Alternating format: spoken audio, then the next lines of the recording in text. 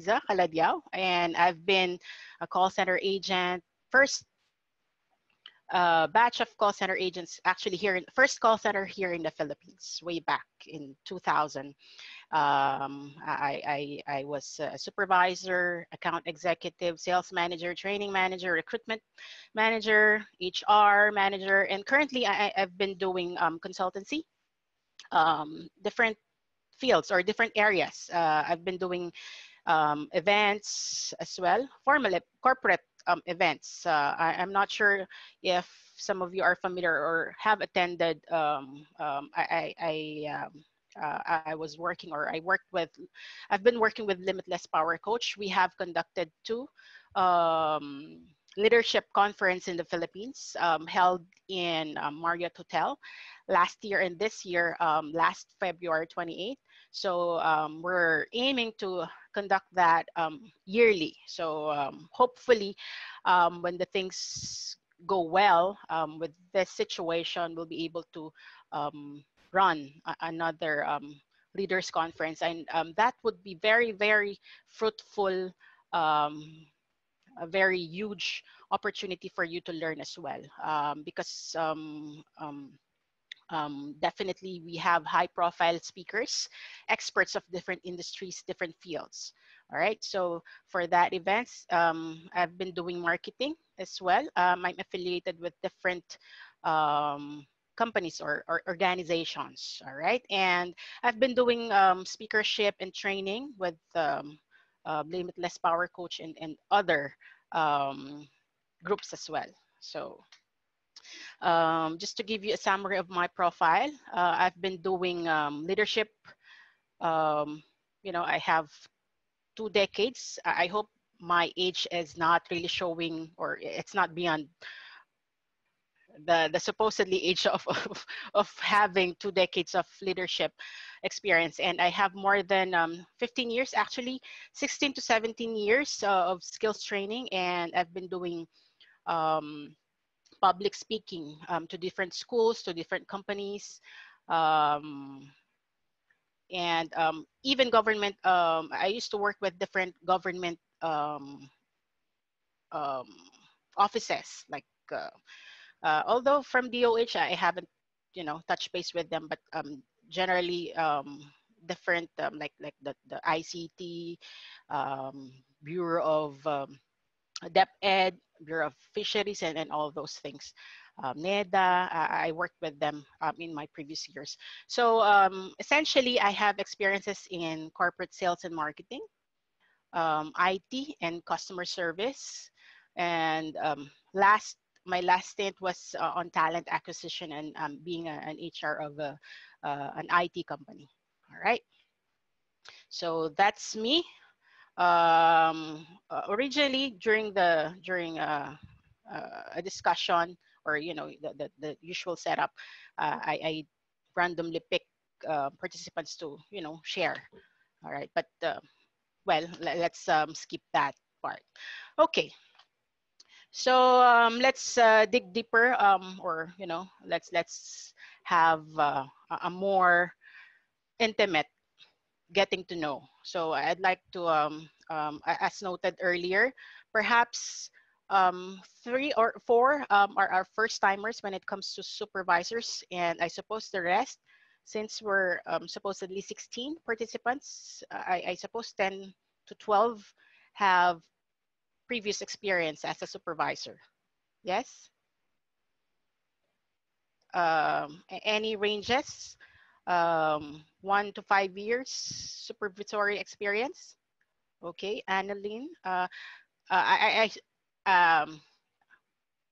Sorry for if I'll be calling your name by first name. Let's try to set up or have a culture of somehow Western, culture. Let's call one another by first name, and I hope I'm not offending you. Although we're not talking about age, or I hope you don't mind. Okay, so all right, 6 years and above. Anyone from Xenia group? perhaps you can raise your hands if you have supervisory experience. Can you raise your hand?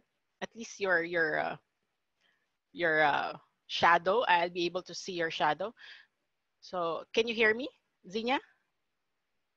So you don't have first timers, everyone? First timers?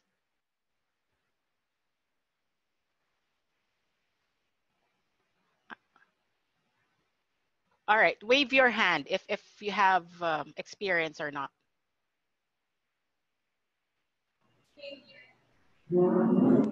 Okay, all right, let's just do a hand gesture. So from the Xenia group, first time supervisors or managing people? First time. Okay, so all of you are first timers. Okay, good. All right, so do you think you have the skills and capabilities to do the job? Yeah, this is the part wherein you have to participate. Anyone from the attendees? Do you have the skills and capabilities to do the job? Are you confident?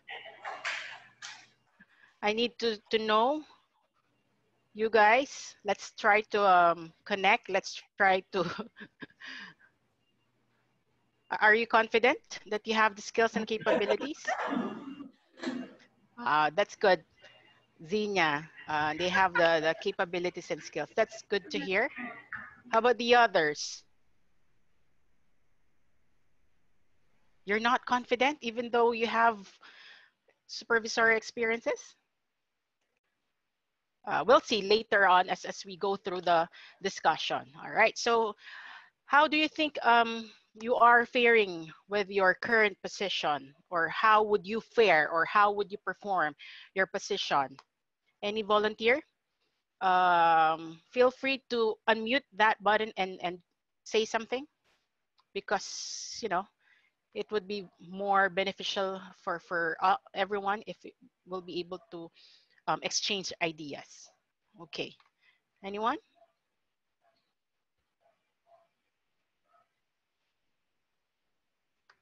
All right, anyone? Nahihiya pa sila. Can I do a random? All right, ayan. If no one is volunteering, I'll try to volunteer somebody. Okay, let me see the names. All right, let's have, how about from Margie Domingo? Margie? Yes, ma'am. All right, so is this, do you have any supervisory experience? No, I am just um newly hired in my position. Oh, okay. So this will be your first time. Yes po.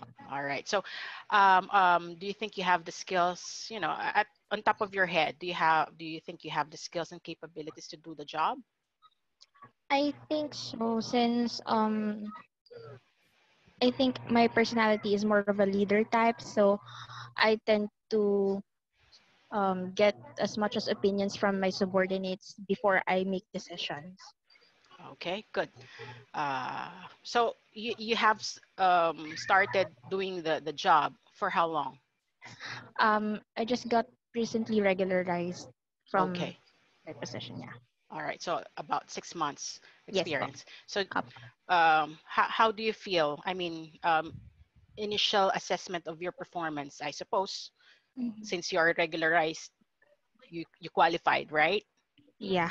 So what are the things that you think, you need to work on? I suppose, of course, you have done, or you were evaluated about your position. So what are the areas for you to work on? I think more on handling specifically one of my subordinates. Since she is a lot older than me.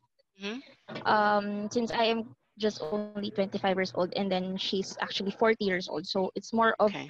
how I going to interact with older subordinates. Okay. All right. Thank you, Margie. Thank you How po. about, let's see. How about hmm,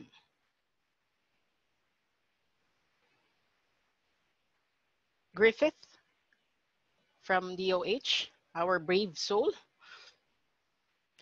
I'm working, becoming an official supervisor, but I'm already leading the team for almost 2 years now as an OIC in our unit. Okay. All right. So thank you. How about let's hear from Eric Razon.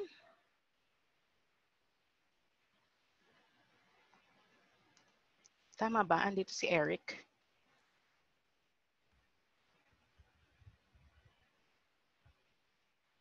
Yeah. Eric is here. Eric Razon. Okay. Do you want to share, Eric, anything from Zina? Siya ba yung nagkakamot ng ulo?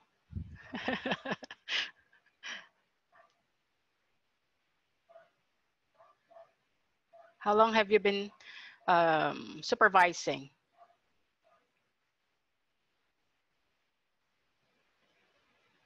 Any other volunteer? Let's see. How about Kathy Cruz? Hi, Miss Reese. Hello. Mm, All right. okay. Do you have any experience, supervisory experience, or are you confident that you have the skills and capabilities of doing the job? I don't Any have thoughts? I don't have an experience yet since Mm-hmm. I'm newly promoted as an SME. Mm-hmm. However, with the help of my team lead and Mm-hmm. from my experiences from you as my previous HR manager, I know that I May can. advertisement pa. Huwag mo na sabihin. All right. Anyway, go ahead. Sorry. It's a compliment for you kasi. All right. Yun. I know naman na I'm confident and I can do I have the skills naman. All right. Okay. Thank you. Thank How you. about Jose Viloria? Yes. Uh, well, I do believe that I have the skills. However, ang siguro ang ano lang ko lang po is medyo passive po kasi ako. So I believe I'm not sure how would that fare well in terms of leadership because I Mm-hmm. believe being a leader should be you should be an active leader. So I'm not Okay. sure how that would fare with my current values and All right. So attitude. is this your first time managing people, Jose? Yes. Some 1 year pa lang po sa team since Okay. I'm lead, pero I don't have the right. I believe I don't have the right skills yet because Yet. yun nga, Mm-hmm. yes, kasi yun nga, passive ako. So kung may na-assign lang task sa akin, then distribute lang, then Mm-hmm. I really don't like to micromanage my team. So hinahayaan ko lang sila gawin yung task nila. Oh, Bigyan lang nila ako ng schedule kung kailan matatapos. Then check ko lang, parang ganun lang po. all right. Thank you, Jose. So you're saying that you have the potentials because otherwise your manager or your supervisor or your head would not be putting you in that spot, be managing people if you don't have the potential skills. Um, when we talk about skills and capabilities, there are millions. There are a lot. I mean, we can't, learn things overnight. We can't learn things over the years. Even myself, I have 20 years of experience, but I know I am still lacking on a lot of areas. But although I'm trying to share what I have learned and what are the things that I know, but at the same time, I'm very open to learning new techniques, new styles, new approach as well. So Having said that, you have the potentials, and you mentioned that you are more of a passive leader, but as you perform the job or the position.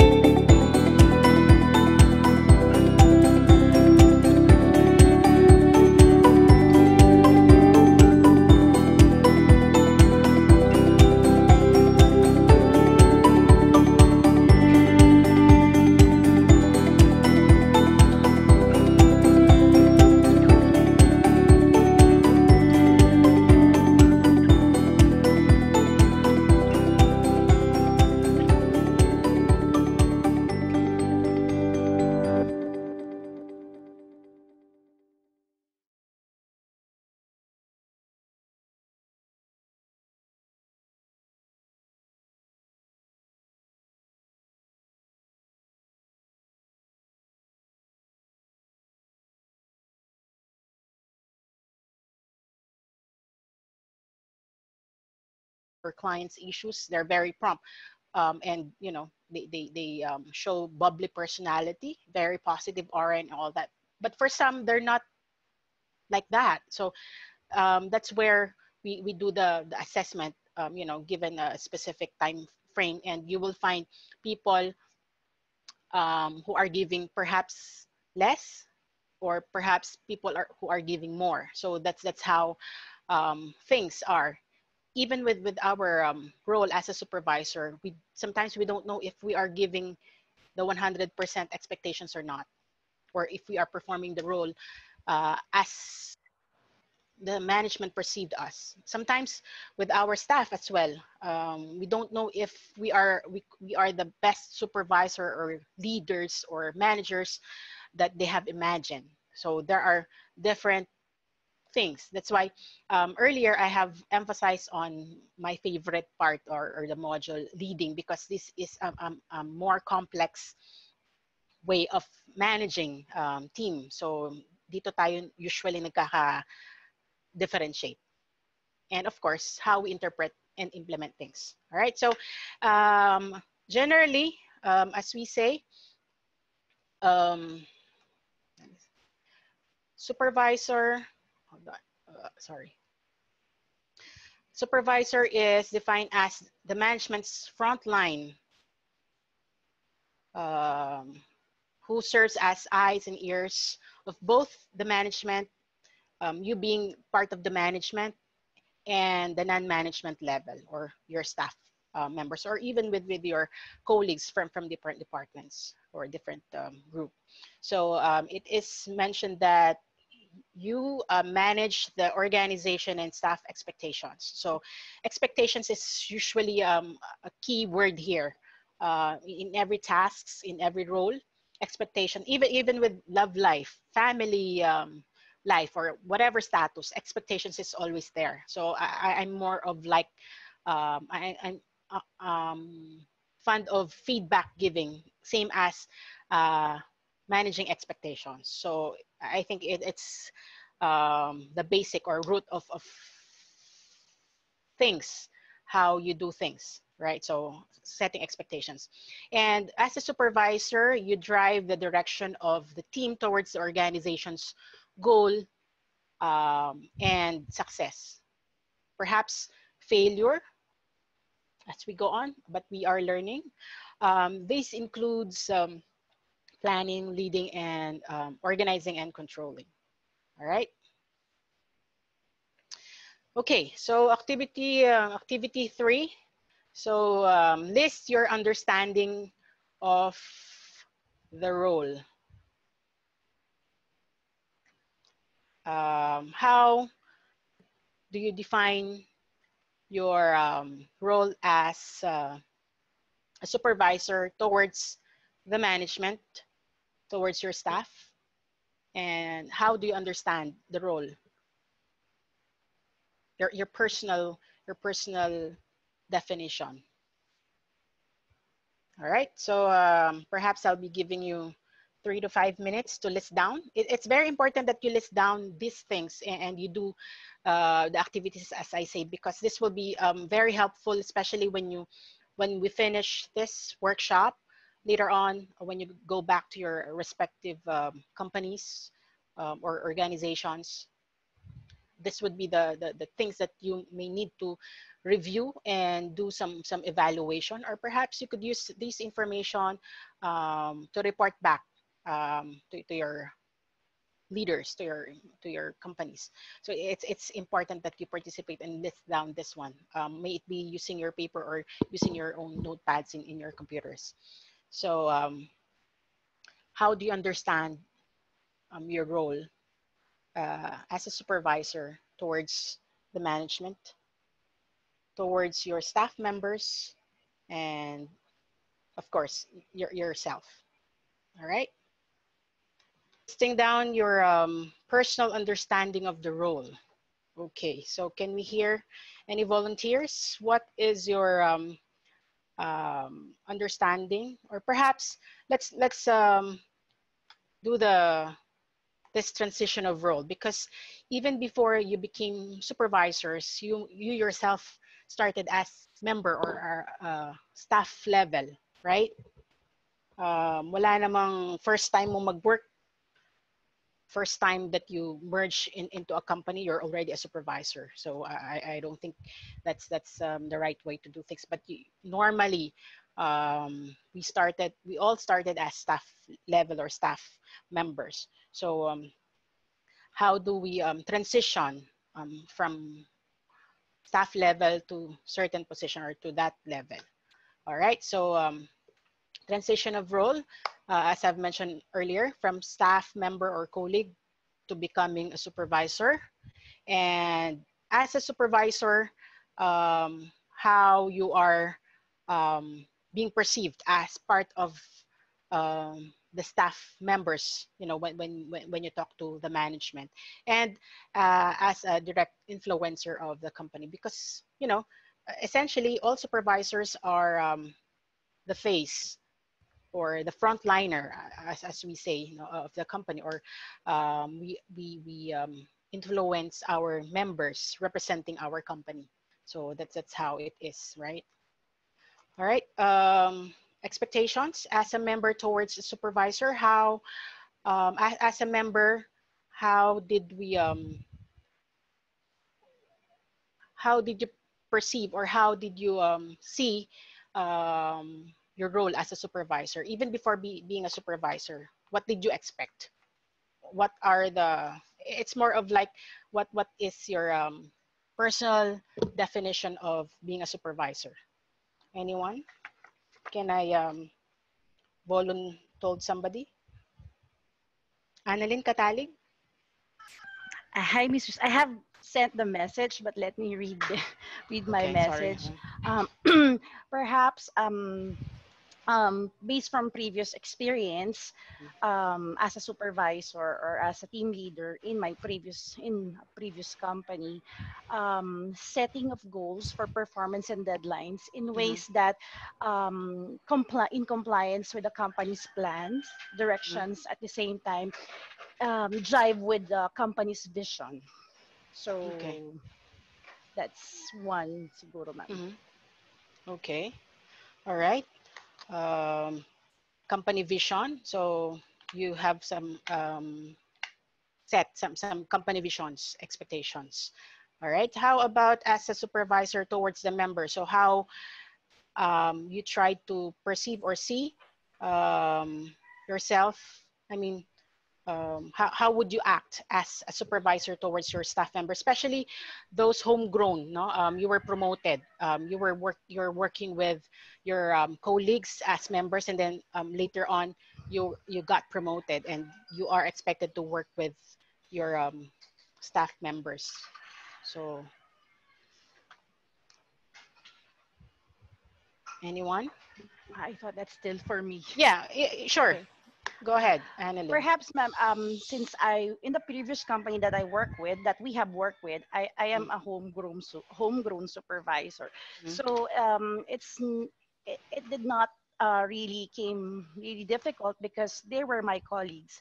At the same time, while growing with the company, we have hired few or a couple more newbies to be subordinates.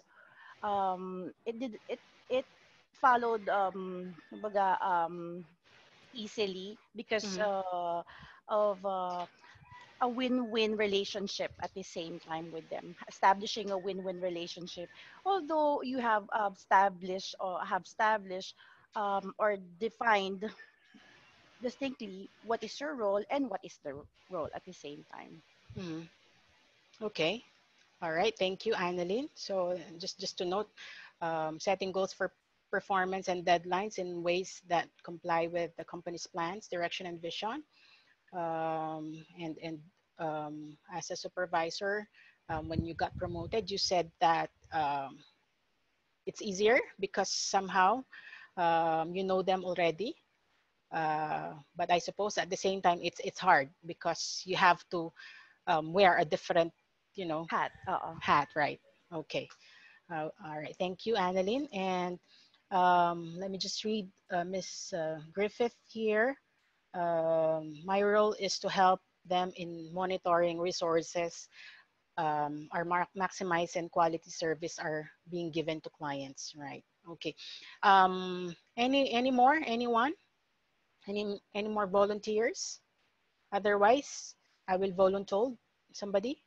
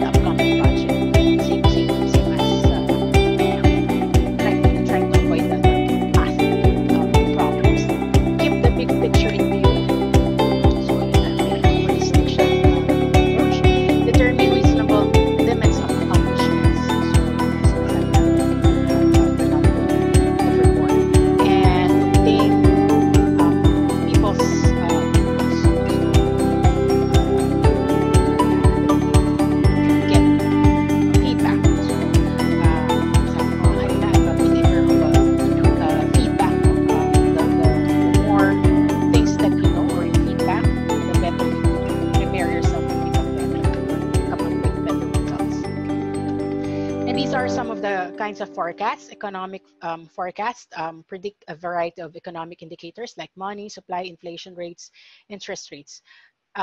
Technological forecasts, it's more of the progress and innovations. Let's say, yun nga sabi natin kanina, yung mga online ngayon, yun yung trend, no? So we tend to innovate how we market our products. So things like that. And demand forecast based on the supply and demand concept.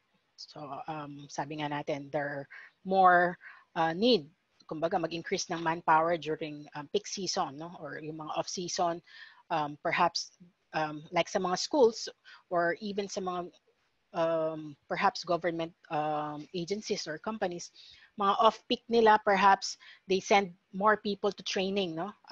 Kasi they would need less people to manage the office. So yun yung mga good basis of forecast. And then developing objectives. This is to establish the results to be accomplished. And these are the hierarchy of objectives. We have the key objective, which aims to achieve and determine the purpose and nature of the organization. So ito yung parang pinaka-general natin, objective, no? Mission, vision. While specific objective is a statement of the measurable, time-limited result that must be accomplished to achieve critical objectives. So I think some of you may be familiar, or perhaps you have heard about when we create objectives, we have to create smart or make smart objectives, sabi natin. So smart objectives would be specific. S is for specific. M is for measurable. A for attainable or achievable. R is for relevance, or relative ba siya or in all. T is for time bound. So meron siyang time frame or time limitation. So specific, what will be accomplished? What actions will you take? So let's say specific objectives. Normally we have to coordinate, supervise, manage, plan, support, direct, administer, and so on and so forth.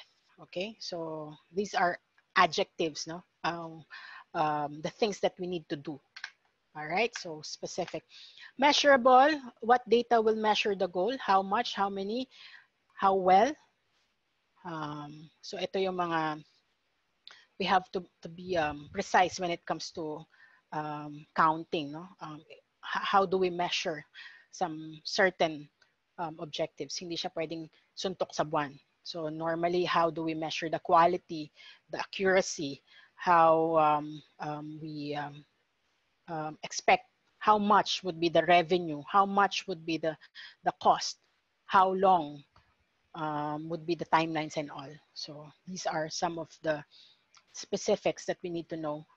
We need to determine when setting objectives. It should be measurable. Attainable, is it doable? Is it practically realistic? So what are the resources needed? So we have to specify those things. And is it relevant? How does the goal align with broader goals? While why is there result important? Of course, kailangan relevant siya lagi, no?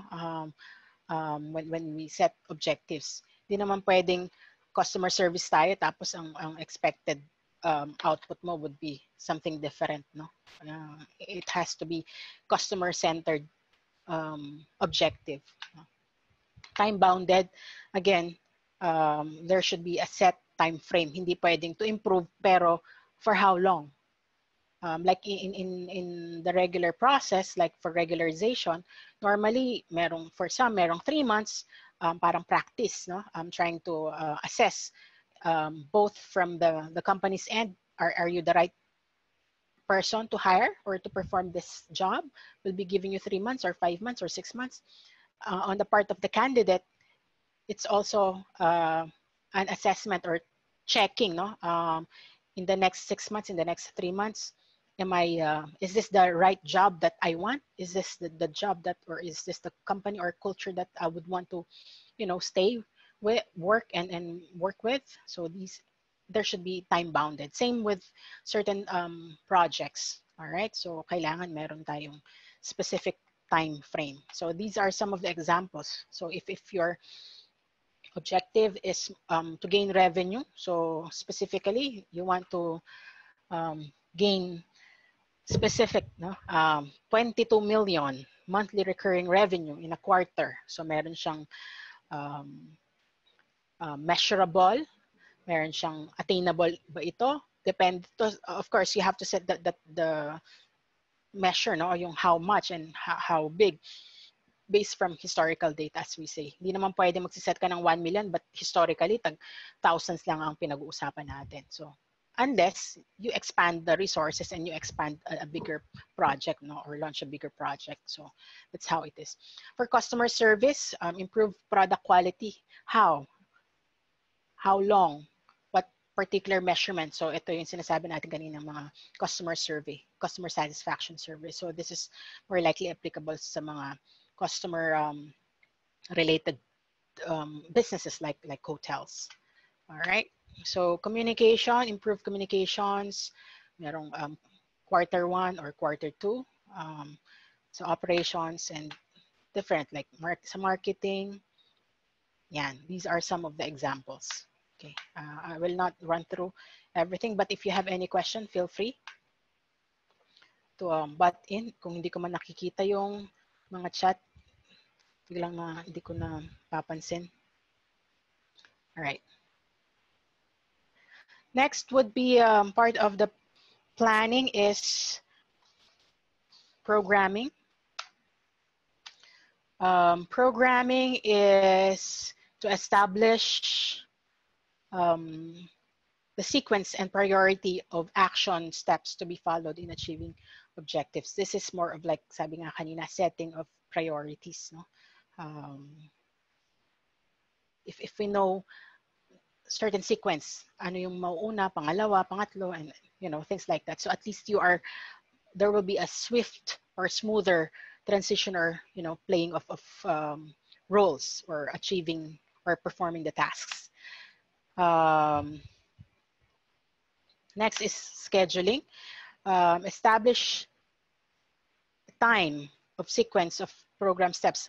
For sometimes, let's say sa manufacturing, merong specific time frame, no? Ito yung step 1 may take 1 hour, step 2 may take this certain amount of time, and things like that. Same with different when you are asked to perform a job. Let's say sa DOH part, merong mga certain project like ngayon, no, with the pandemic and all.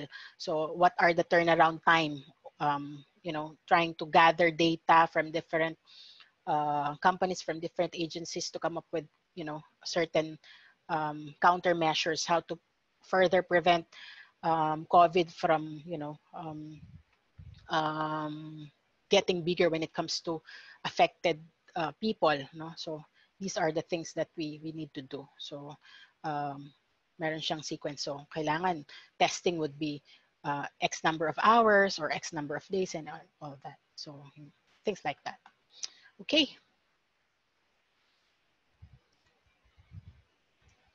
All right, advantages of programming and scheduling. Establish step-by-step guide to action. Provide for testing alternatives. Facilitate delegation and coordination of work. Anticipate problems. Set priorities and time limits, and provide basis for control. So we'll just run through quickly on this one.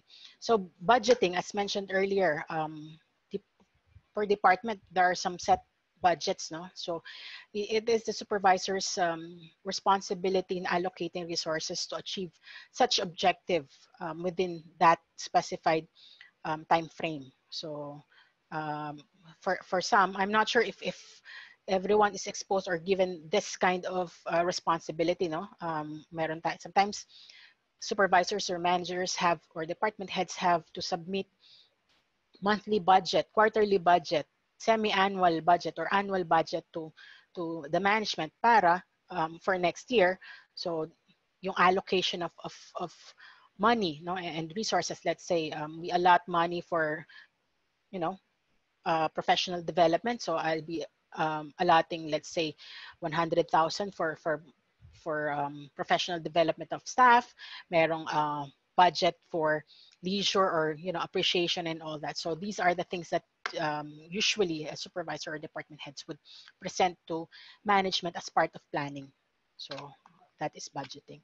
All right, key points in effective budgeting: determine value of specific objectives, develop from bottom up as well, the budgeting, accountability for proposing, covering the cost of the operations. All right. Budget and expenses, no, of the team. All right. Techniques of budgeting: calculate value of specific objective, determine cost of each program step. Is it feasible? Ano yung mga monetary value of things, no? Perhaps, let's say, sa appreciation, pwedeng team dinner, pwedeng gifts, pwedeng you give perfect attendance, whatever, money, pwedeng in goods, things like that. Pwede ring leave, but of course, meron pa rin siya monetary value. Let's say, ang rate ng isang staff when she is given a leave, no? Yung parang as a form of reward. So this is also part. Weight cost of program against calculated value of certain or specific objective. May mga trade-off as required. Yun nga sinasabi natin, may not be in monetary, perhaps yung leave, nawala. Things, marketing. So still part of planning, no? That is to increase the value of the brand with successful promotional campaigns. Yan yung mga... All right, so questions so far about planning? Anyone? Before we proceed with the module 3, we're trying to manage our time. Okay? Any reaction? Any question? No reactions? I suppose we're good to proceed with organizing. I may sound fast for some of the topics, but I just want to make sure that I touch base them. So if you think we need to further elaborate on certain topics, please feel free to react, no? Because I'm just focusing on, I just want to make sure that we focus and we give emphasis on the very critical items, no?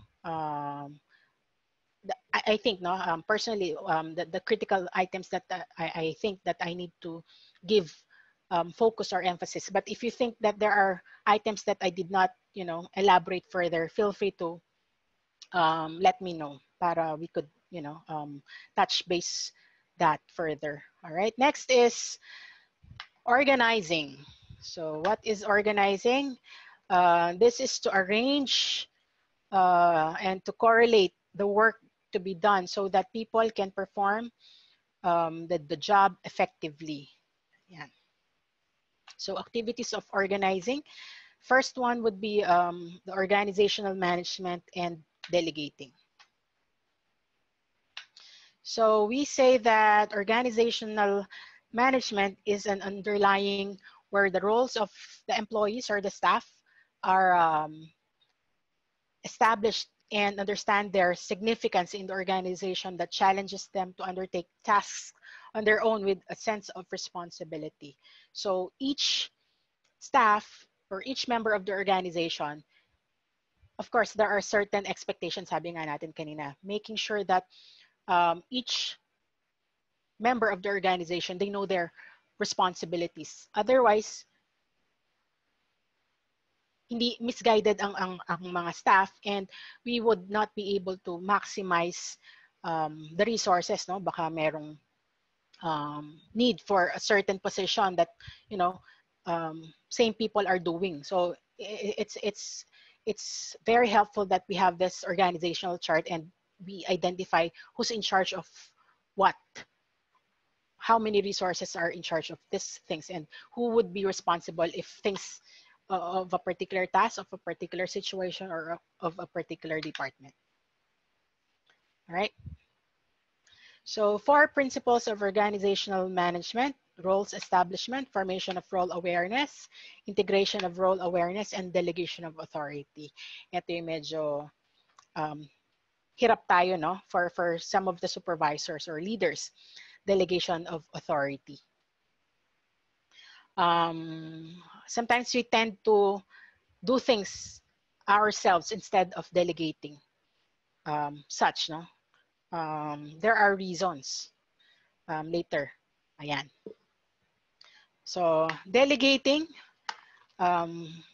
is performed by supervisors to entrust others with responsibilities and authority and to create accountability for results. And these are the concepts of delegating. Responsibilities, the work that is assigned to a position. Authority is the position's rights to take actions and give orders. And the accountability, the obligation. No? Most of us, no, as individuals, sometimes we tend to not or volunteer or take responsibility because we are always afraid of accountability. What if things will happen outside of the expected results? So halimbawa, mayroong mga mali or mayroong mga hindi magagandang nangyayari. Normally, yun yung mga kinatatakutan natin as supervisors. The accountability itself. Gusto lang natin the position, perhaps. Kasi, well, the glamour is there, tumataas yung sweldo, but of course, the more we, the higher the position, of course, the bigger responsibility. Sabi nga sa Spider-Man, di ba? What's this?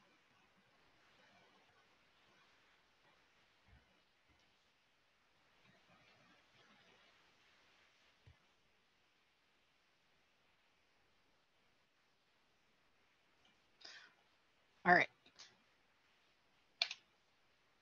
Okay. So, accountability, as I was saying, ano nakikita natin? Sorry. Hold on a second.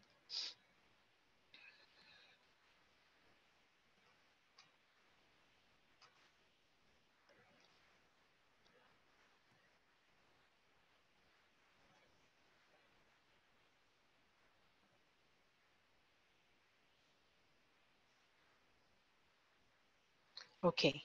So, sabi nga natin kanina, with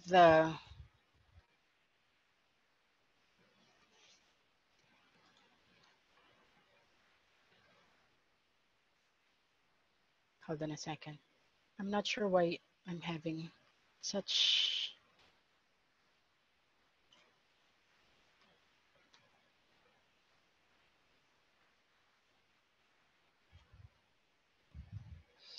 Anyway, okay.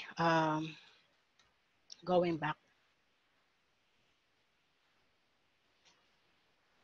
All right, delegation. Sabi nga natin, with Spider-Man, greater power, no? Comes greater responsibility. Same. Power is being the higher the position, the bigger the responsibility, and the bigger is the accountability. So, bakit namala ako? Okay, so these are some of the barriers to delegation. Psychological: supervisor lacks confidence in subordinates. Supervisor thinks his way is the only way. Supervisor fears subordinate will do a better job. Ito yung mga threatened, no? And for organizational: failure to define responsibility and authority. Subordinates incapable of doing delegated work. As mentioned earlier, sabi natin yung this is one of the challenges, no, for us supervisors, yung delegation. Who is fond of delegating tasks to our staff members? Sino itong, or who are among us who are, tend to delegate work? Anyone?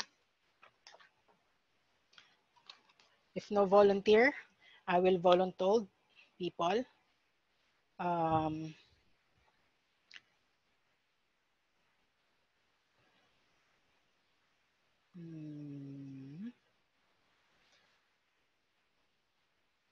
from Xenia. Eric Razon.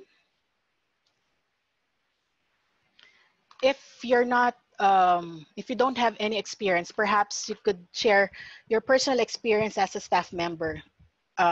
Any of your supervisor who has delegated something to you. Eric? Pwedeng lumapit sa laptop. Is that something possible?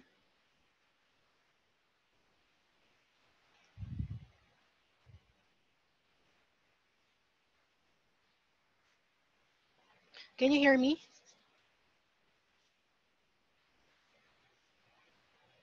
Okay. Anyone who is fond of delegating tasks, or you have experience delegating something? Or, sige, ganito na lang. Who's afraid of delegating tasks to staff? Can I see some reactions sa chat or per voice? So Annalyn said, afraid of delegating tasks. I am before during the first few months. See, Griffith, yes, but getting used to it now, right? Who else? Okay.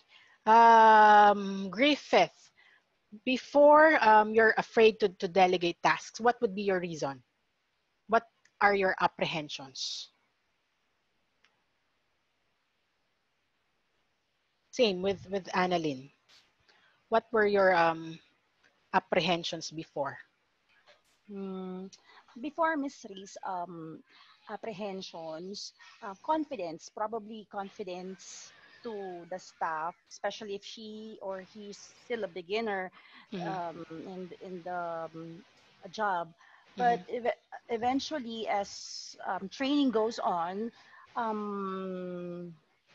you learn to also empower the staff to do the task on his own. But you know, it as previously learned that learning takes over time. So kumbaga hindi mo siya agad-agad mapakawalan until such time na confident ka na sa mga reports or a task na sinasubmit niya. Right. As of the moment, I'm not handling any team at the moment, and I'm a staff. So I am being given new task that I am afraid to do so because I need my supervisor at the moment to give me to boost my confidence again, to do heavy roles. Okay. Yeah. Perhaps it's more of the confidence doing the job. So you lack confidence. Okay. All right. Thank you, Annalyn. So Griffith here said, because some of the staff are older than me. Millennial ba tayo lahat dito? Ako kasi feeling millennial na lang ako. All right. So most, I would say, I think from the I have read some of the articles now, 70% of the current workforce are millennials, meaning they're like below 40s. So yung mga medyo nasa malapit sa 40s, feeling millennials na lang tayo. But still, we need to connect. So for some, no, I think common barrier, sabi nga kanina, is lacking the confidence with the or how our subordinates would do the job. And for some, takot tayo kasi nga yung sabi ni Griffith, they're older than her. Perhaps takot ka na baka ma-reject ka, or they would react negatively if you're going to try to delegate some work to them, right? So pwedeng may resistance. All right. What else? How about from Renz? Is Renz here? Renz? ma'am. Yes. Any thoughts on the delegation part? Do you have any experience or do you have apprehensions delegating some tasks to your staff? Uh, yes po, kasi I believe that they can do their work efficiently po. Okay. But previously, were there any apprehensions that holds you from delegating specific tasks to your staff members? Mm, Yung time lang po siguro is yung medyo kapag alam kong hindi ganun yung personality ng tao. Hindi siya submissive, kumbaga. Mm-hmm. Mm-hmm. Parang ayaw niyang magpapautos or parang meron siyang hindi gusto, parang ganun. Doon ako nahihirapan po. Okay, so yung attitude of the staff, no? How would they receive Minsan parang bossy type yung dating, pero just parang kahit malambing na yung pagsalita mo, parang they find it offensive or parang ano. How did you overcome that? If I may ask. Siguro I started befriending them or getting to know each other po. Kasi Okay. I believe that if they work in a positive environment po, mas magiging relaxed sila or hindi sila napapressure or nababurden sa work. Right. Tama. All right. Thank you, Po. Renz. How about Rachel Tulabot? Any thoughts about or any about delegation? Have you had any apprehensions, or are you the type of person who would easily delegate responsibilities or tasks to your staff? Yes, Rachel? Is she here? Rachel Tulabot?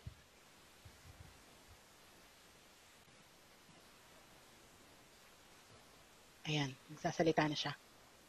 Yes, Rachel? Rachel? Perhaps nakamute ka?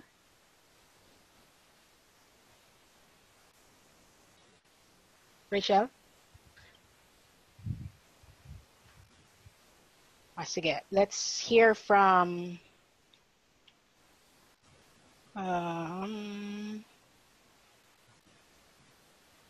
Margie Domingo. Margie? Yes, ma'am. Go ahead. Apo. For me, medyo natatakot lang ako before na mag-delegate ng task. Kasi I find it na parang mas mabilis ko siyang magagawa. Unlike, i-coach ko sila, parang time-consuming siya. Pero nowadays, I mean recently, especially ngayon na naka-work from home kami, it's better na i-delegate ko or ibigay ko yung task dun sa mga subordinates ko. And then, nagkakaroon din ako ng certain time to do my own task din from the management. Right. Yeah, usually ganun, no? I think that's a common mentality among us supervisors, no? Sometimes we find it time consuming, but in the long run, mas time consuming if we are the ones doing the task, if we do not delegate, especially if those tasks are easier or perhaps mga legwork. Kasi as supervisors, dapat hindi na tayo ang gumagawa ng mga legworks, right? There may be some na difficult legwork tasks that only supervisors can do, but essentially, mas maganda we start training. Kanina, normally sabi natin, we lack confidence dun sa or mukhang yung output or yung capability ng staff baka hindi siya enough as we think, no? But one thing is before we ask the supervisor or I mean the staff member to do certain tasks, kailangan tayo mismo alam natin how to do it, right? And then we show them, sabi nga natin, we walk them through how to do certain tasks.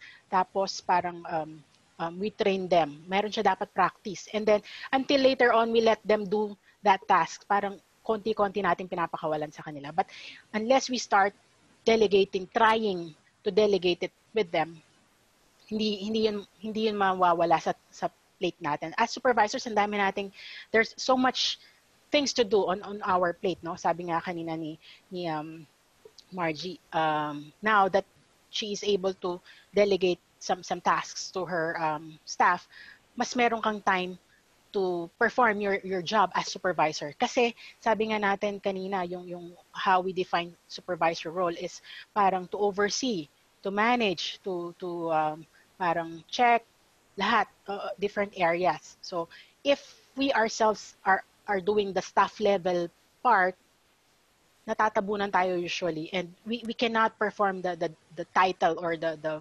expected role as a supervisor, to think, to manage, to see, to plan, to organize, to lead, to control. Hindi natin nagagawa yun because we are stuck on doing staff level or yung mga legwork na hindi na dapat dun sa level natin. And that's how, kaya nga tayo na-promote eh. The reason why we were promoted, it's because somehow nag-graduate tayo dun sa basic legwork. And along the way, as you do the certain tasks, no, even you guys na nung staff tayo, we were given how to do things na 1, 2, 3. But as we perform them, meron tayong mga extra mini steps na ginagawa, and we are able to develop our own way, diba? And when we pass it on to the next person, syempre kung ano yung alam natin na more efficient and more effective, yun yung ipapasa natin. But later, when we pass it on sa kanila, they will create their own way as well. So kaya nga dito sa barriers natin on the psychological part, no, when delegating tasks, no, sabi natin, sometimes supervisor thinks his way is the only way. It's not always the case, no. There may be some because you have tried already different ways on how to do certain, parang nagiging expert ka na. But even experts, they still learn new things. So that should be the mentality. But if that the mentality is ito nga yung we think na ito lang yung way kasi galing na ako dun, been there, done that. You can share your experience para they may anticipate those and prepare themselves. But what if along the way they have experienced sometimes similar situation, but the reaction was different from yours previously? Baka merong mas or much better way of doing things. So let's not be close-minded when it comes to such, no, when we delegate. So yun yung normally nagiging barrier. And yun nga sabi natin kanina, time-consuming. If the deadline is near, it's all right na siguro pwedeng ako na muna. But again, that is a best opportunity for you to start training your staff to do things. So ask somebody to sit down with you, or this is the task, no? This is how to do it. Parang wino-walk through mo na siya, and then you ask her parang real time ano yung inputs niya. So parang hands-on na agad. But at the end of the day, ikaw pa rin naman yung mag-a-assess kung bang or magko-complete ng task, and then pass it on or pass it on to your manager. But at the same time, merong naturuan mo na yung staff mo. Later, when the same task happens, you let your staff do things, do that. And then ikaw, chine-check mo na lang, or parang nagsusuper or nag-oversee ka na lang. And then if there are things that you need that needs to be improved, or kailangan, yun nga, i-provide feedback, sinasabi mo until your staff would gain confidence, and at the same time, ikaw din nag-gain ka ng confidence dun sa output ng staff mo. So it's hitting two birds in one stone, sabi nga natin. So that's one suggestion that I could share with everyone about delegating tasks, no? And in the long run, bigger picture would be, sabi nga, mas madali ang magiging trabaho mo as a supervisor. Kasi if you see that all of your staff are qualified, or parang they can manage on their own, they just give you result lang naman ang kailangan mo, and then come up, you analyze them, you prepare them for reporting sa management. Better for you, and mas relax ka, mas marami, mas you will have more time to think bigger, right? So in the long run, in the bigger picture, mas maganda if you delegate things, and it would be easier for you. Example, no, I think this is also common, no, pag ang supervisor, because supervisors have critical roles, ang hirap mag-leave. Sino yung nakaka-experience dito na ang hirap mag-leave? Yung mga supervisor kasi meron kang hinahawakang tao. Anyone? Any hands? Hirap kang mag-leave or hirap kang umuwi on time. Yeah, Griffith is agreeing sa leave. Yan, yung mga hindi makaalis ng oras, on time. Margie, yes. Eliza, yes. Ayan. Who else? Hindi makaalis sa oras, makapag-leave because critical ang position mo. And again, that's one area that you need to improve or work on. I think delegating your tasks is one of the key things that you need to work on. If you delegate more, mas mamamanage mo ang time mo, right? And it would be easier for you to go on leave. Like for instance, meron kang personal or you need to go on vacation, pero kahit na peak season or something like that, na there are certain projects na you need to accomplish on time. Barrier is you can't take a leave kasi nga ang daming ginagawa. But if you already know the capabilities of your staff and you try to delegate, maximize the time, alam mo on time, they'll be able to submit the necessary reports, the necessary information, the necessary tasks, and then ikaw, mas confident ka na, oh, I can leave by, you can set appointments, oh, I can leave by 5 o'clock, or I can take my vacation leave tomorrow. Kasi ngayon, I'm very positive, ngayon matatapos ko yung job. Things like that. You have to make yourself dispensable, sabi nga, no? Normally, mas gusto nating indispensable. I think that's the wrong mindset, no? We have to think na any moment we can leave. We can, kasi doon pumapasok yung fear ng supervisor na perhaps the staff could do a better job, parang nagiging threat. So, ang mentality is not good. The more capable staff that you have, the better for you. One is because certainly, if you're delivering good results, it's a good point for you to be promoted. At the same time, some of your staff will be promoted kasi pag umakyat ka, aakyat sila. Yung the reverse mentality or the reverse crab mentality. Normally, naghihilhan pababa. Sabi nga natin for us Filipinos, no? Naghihilhan tayo pababa. But let's reverse that mentality. Kailangan we pull one another pataas. So that's if you have more capable staff members to do your job as supervisor, the better. Kasi you would be able to perform your job as supervisor, as head, no? And you have more capability to learn new things and then grow up the ladder and improve or develop your skills. So that is the mentality, right? So comment, good performance of your staff is a reflection of the supervisor, right? That's very true. If your supervisor is able to complete the task on time, definitely it's a reflection of your performance. Kasi you're able to teach them how to manage their own time as well and complete the task with quality. So yun siya. We have to do some certain check and balance, no? And then on the organizational, sabi, failure to define responsibility and authority, subordinates incapable of doing delegated work. So if you think your staff or ikaw mismo, when the management gives you a task and you're not confident about it, you have to ask. You have to ask for training, you have to ask for time, your resources, how to do things. Hindi lang pwedeng may binigay sa atin ng management or ang manager natin or supervisor or head natin. We just embrace it. Yes, yes, and yes. And then later on, hindi pala natin siya kayang gawin because Not because we're not capable of doing it, but because perhaps we're not trained to do it. Yun yung usual case din naman, no? Sometimes we are promoted or we are given that position and we were not trained. And this is, well, if you're investing on this particular workshop on your own personal, you will, what is 500 pesos or even 2,000 or what, if it's a personal professional development, because no one can take this away from you. Same.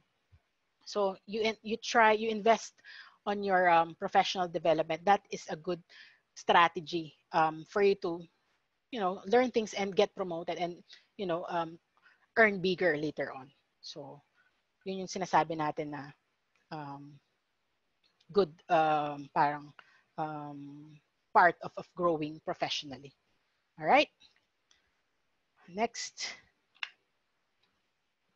How to give good directions. Just a quick run through on the keys. Convey needed information and the way of thinking about the task as much as possible. Confirm to your subordinates if she or he understands things correctly.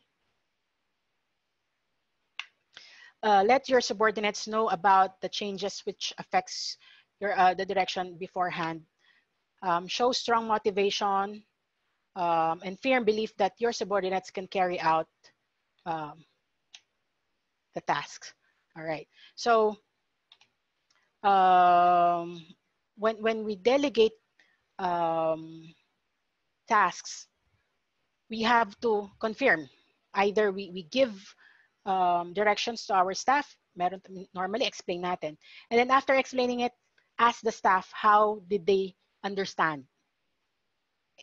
Right off. Kasi if normally, yes ma'am tayo ng yes ma'am, that's our nature. Yes, naintindihan natin, yes. And then apparently, hindi pala, iba pala yung understanding niya nga and all that. So it's better to ask them if you are on the same page. Same, when you are given the tasks or when you are given a direction from the management, you have to parang read back or parang sasabihin mo sa kanya, if I understand it correctly, this are the expected output from me, this and that, and I'll be needing this and that, things like that. So you have to make sure that everything is clear. Kasi it would be time wasting and yung efforts mo would be put to not in good use if later on pala maka-clarify pa lang na hindi kayo on the same page kapag natapos mo na, you have spent so much effort and time already trying to do some certain tasks, and ang end result is hindi pala yun yung expected. So it's important that we make sure we clarify that to our staff and to the management. All right.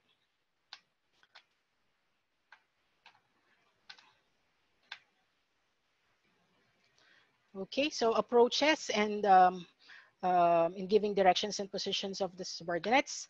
Ito yung telling, asking. Telling is more of us saying things that they need to do. Asking is more of parang you give the direction and then you ask what are their thoughts. Parang you ask for feedback. Is this something doable or not? Things like that. So when you tell, you direct. This is how we do it, as in you have to follow by hook or by crook, something like that. So but when you ask your staff to do things, it's like asking for their opinion and then let them know that these are the things that they have to follow. But if in case they have new ideas, they're free to say it para mas matitingin baka yung time will be cut into something if they have any ideas or suggestions. So these are the difference between telling and asking. All right. Next is conferring. So these are used in cases where the supervisors want to give motivation to subordinates, to give greater responsibility. Suggesting it is like well, it is somehow similar to asking, but when it comes to suggesting, it's more of like emphasizing that they have to follow what you told them, because you have tried, you know, this would be the best option based on the history, or based on what you have experienced, or based on your analysis. All right, it's more of, but again, if they think they have other opinions, we have to listen to them still. But again, at the end of the conversation, you have to let them follow what you have instructed them, and keep and take note of their suggestion. Perhaps later we could, you know, make use of their suggestion, something like that.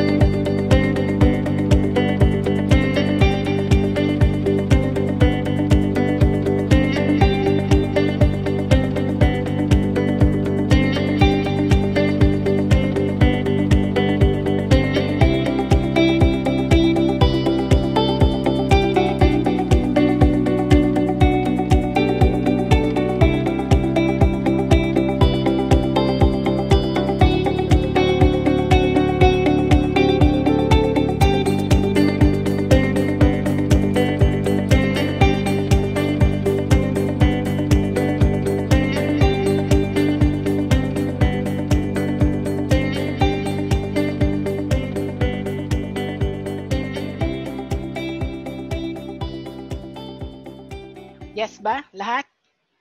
I'd like to see reactions. Okay. With, for some with the smiley face. Leader, okay. Okay. Yes, leader, okay. All right. Yeah, at a quick glance, yes.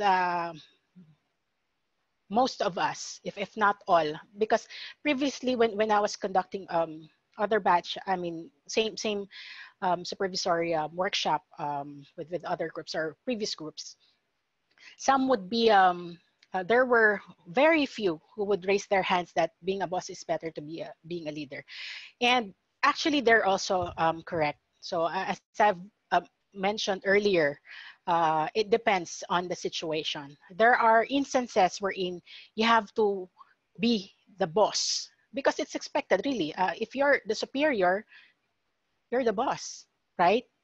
But there are thin line when it comes to approaches on how to implement. But being a boss and being a leader, they're both influences. They're both drivers, but the only difference would be the drive or how they would implement such things. So that's why I said, depending on the situation, there may be specific instances that you have to be the boss. Why? Because especially in an environment or in a group, like most of our team members are millennials.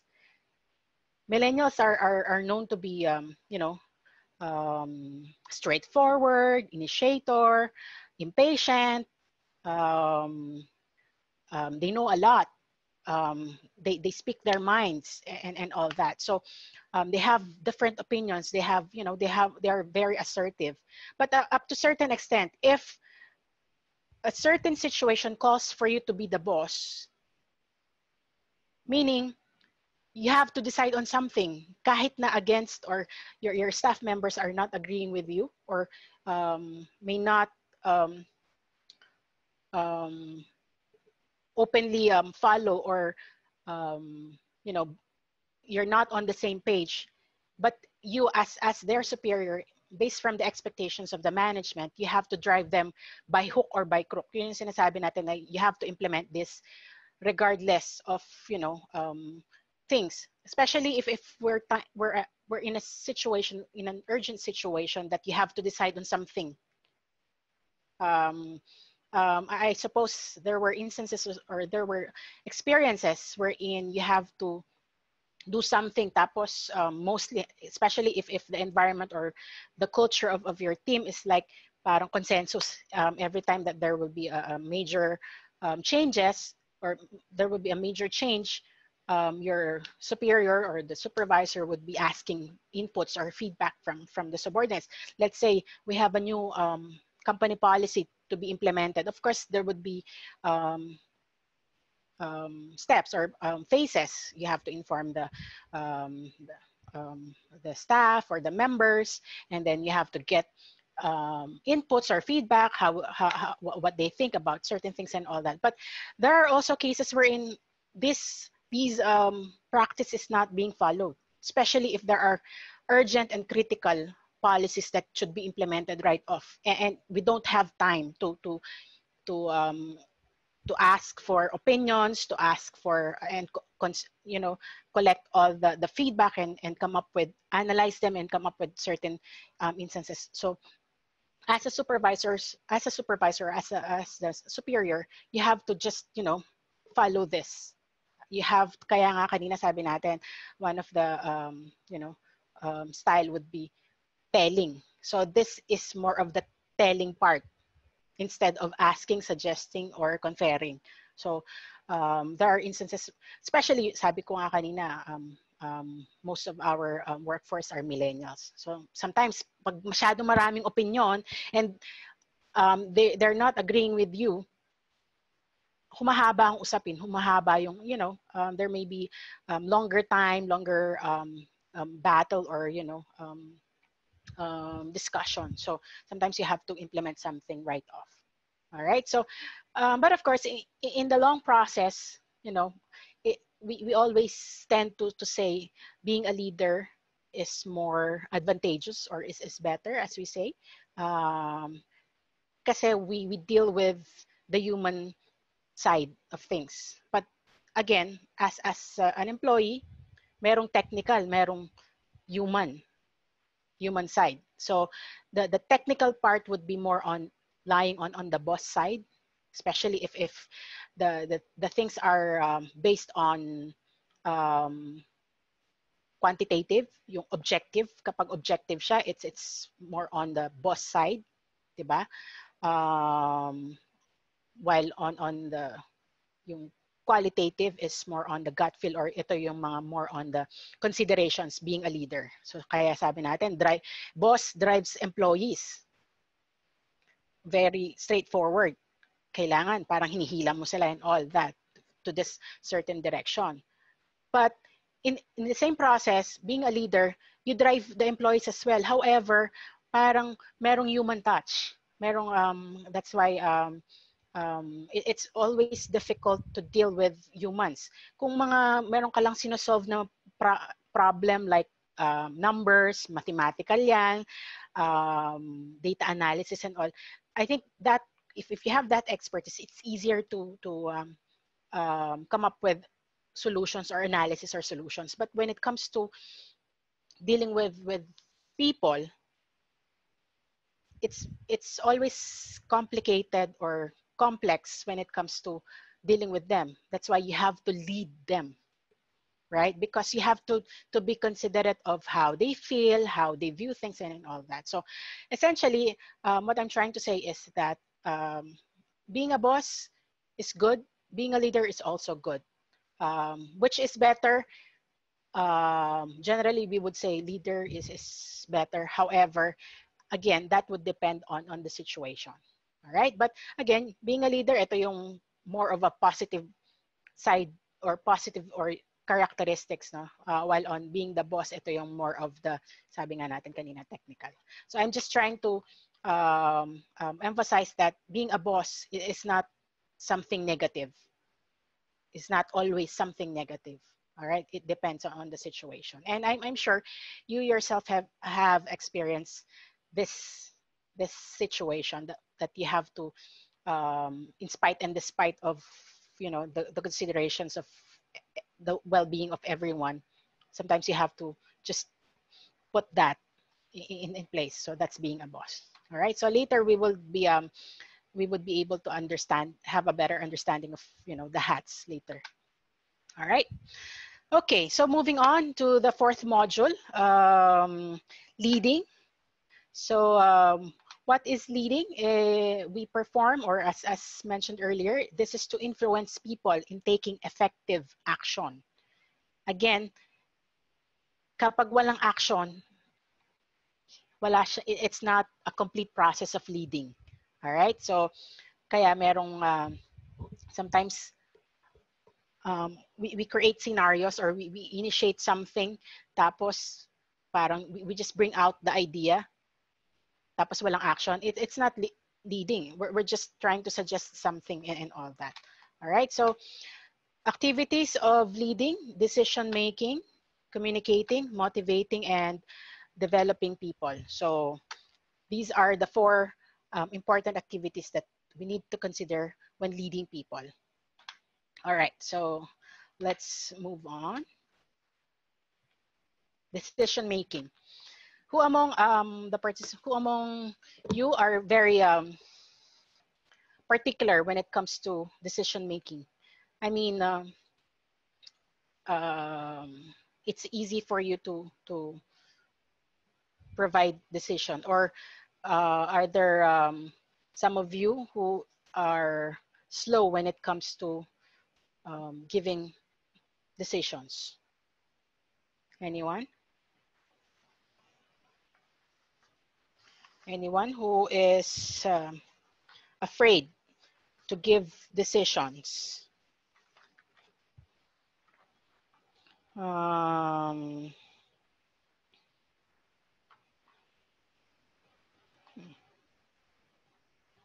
Jose, can we hear your thoughts about decision making? Um, medyo, kasi sometimes hindi pa ako sure kung tama ba yung decision na gagawin ko, or I mean, if I'm assigning it to the right people. So sometimes may ano ako parang may hesitation to make Okay. decisions. Para you need time to decide, no? Yes, All right, so you're that type of person. Thank you. How about from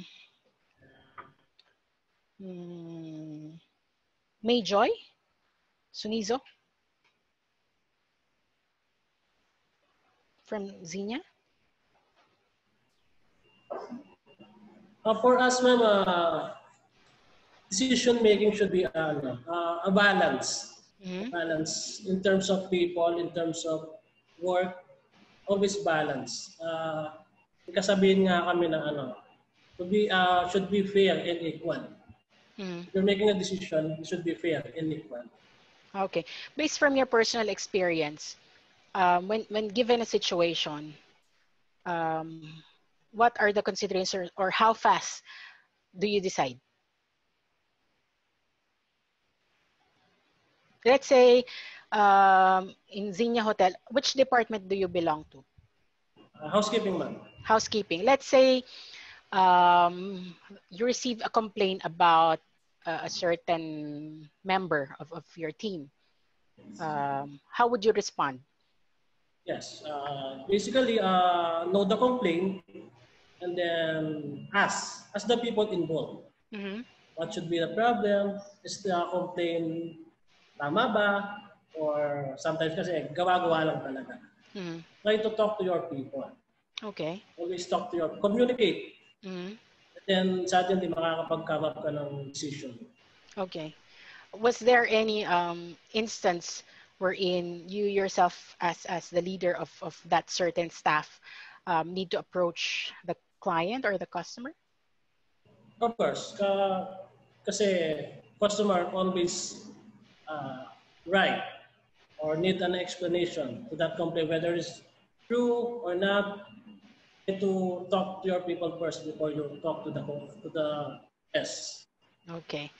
Actually, as you mentioned, customer is always right, but you also mentioned he may be or the complaint may not be true or not. So essentially, the way I interpret it, customer is always a customer, not necessarily right always.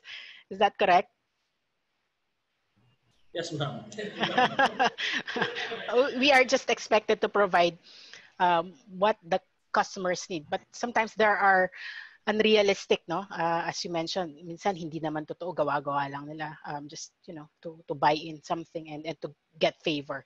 Anyway, yeah. So depending on the situation, sometimes there are quick decisions that you need to make, and there are decisions wherein you have to or you need time, like gathering of data and all that before coming up with decision. But as to the capability of, or the ability to do decisions, I think this is one of the challenging part of being a supervisor. Depending on our personality as a superior or as a supervisor, some of us hesitant tayong mag-decision because we are afraid that baka hindi tama. Nabanggit nga kanina, kailangan getting feedback first, trying to know kung anong nangyari, talk to the people involved and all that. So there are quick fix, meron namang mga long-term fix, no? So depending on that. So, but as we say, decision making is to reach the conclusion and judgments necessary for people to act. So again, kailangan merong action. Hindi siya pwedeng you decide on this, but you did not perform the expected actions. All right? So, merong mga instances. I'm not sure, no, if you yourself have experience na meron kayong supervisors na you ask for a particular situation, or there are a particular situation and you were asked to decide, takot tayo. Normally, takot tayo mag-decide kasi baka yung parang quickly, kailangan mag-decide tayo, pero we don't have the luxury to double check everything, talk to people and all that. Parang at the onset, we have to decide on something to troubleshoot. Normally, we would be hesitant, no? May apprehensions tayo because we feel na baka mali, baka bumalik sa atin and all that. So those are sometimes actually decision making is a skill. If you do not practice it, hindi yan magi-improve. Right? So kaya nga decision making is a skill you have, and whatever skill is that, you have to practice it para hinuhon yan and kailangan na-develop siya. All right? So normally there will be a problem. All right, Genevieve Mandotak is here. Okay, so when we have such, no, in decision making, we have a problem, and we have the solution. Kaya nabanggit ko, merong mga short-term solution or remedy at the onset, real time. Let's say we are talking to the customer, or we are talking to the management, or we are talking to staff. There are certain issues that we need to decide on real time. And then merong after effect. After we have decided, after we act on it, dun mo malalaman ano yung mga facts. Tama ba? Meron bang mga ganong experiences? You have to decide right off, and then later on, dun mo palang malalaman kung ano yung mga information, ano yung mga things to know, and all that. So, but the important thing there is you act on it. You decided on solving the problem. All right? And then later on, you would know, mali pala ako. But it's all right. Sometimes we, sabi ko nga, we're afraid to commit mistakes. However, sometimes committing mistakes would help us improve, no? Would help us grow. All right? And there are instances wherein there is a problem and we have the time, or we need to find the cause about, you know, what created the problem before we could provide the solution. So these are the long-term or yung complete solution. Kaya nga it's important that we have yung sinasabi natin first topic, or first basic management function, yung planning. Ito yung sinasabi natin na meron tayong short-term and long-term as part of our planning. Yung mga what if na to. All right? So meron tayong mga preventive measures. These are very helpful. But again, depending on the situation, merong mga real-time, short-term that we have to act on it before we find facts, or before we know the instances, no? And meron din tayong mga situations wherein we have concerns or problems that, you know, we have the time to go around, ask people, analyze what caused the problem, and then providing the solution. All right? So in making decisions, we identify the state of the problem. We have to seek facts, identify the real problem. Kasi baka minsan, feeling natin ito yung problem, but reality is it's not the real problem. Meron pang, you know, behind the scene, which parang effect na lang pala yon, right? And of course, we have to generate alternative solutions to the problem. Ito yung sinasabi natin what if. Merong yung alternative could be a short term or yung temporary, or we also have yung mga long term solutions. And then after generating the alternatives, we have to assess and then decide or identify the best solution, no? Either long-term or short-term. Next is in implementing the decision, we have to determine the course of action, we have to implement it, and then we have to evaluate the outcome. Para ito na naman, again, ito na naman yung mga i-gather nating information and could be used as part of our future, yung parang improving our processes, improving our system, and readily available action items when the time comes, no? If we will be encountering the same situation. All right. Next.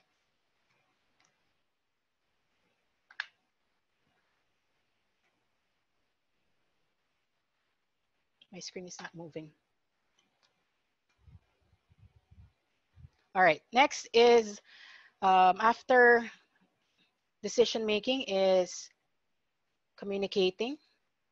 Kanina, several times we have heard about communicating, but to our understanding, communicating is to create a connection among people to generate positive and effective work results.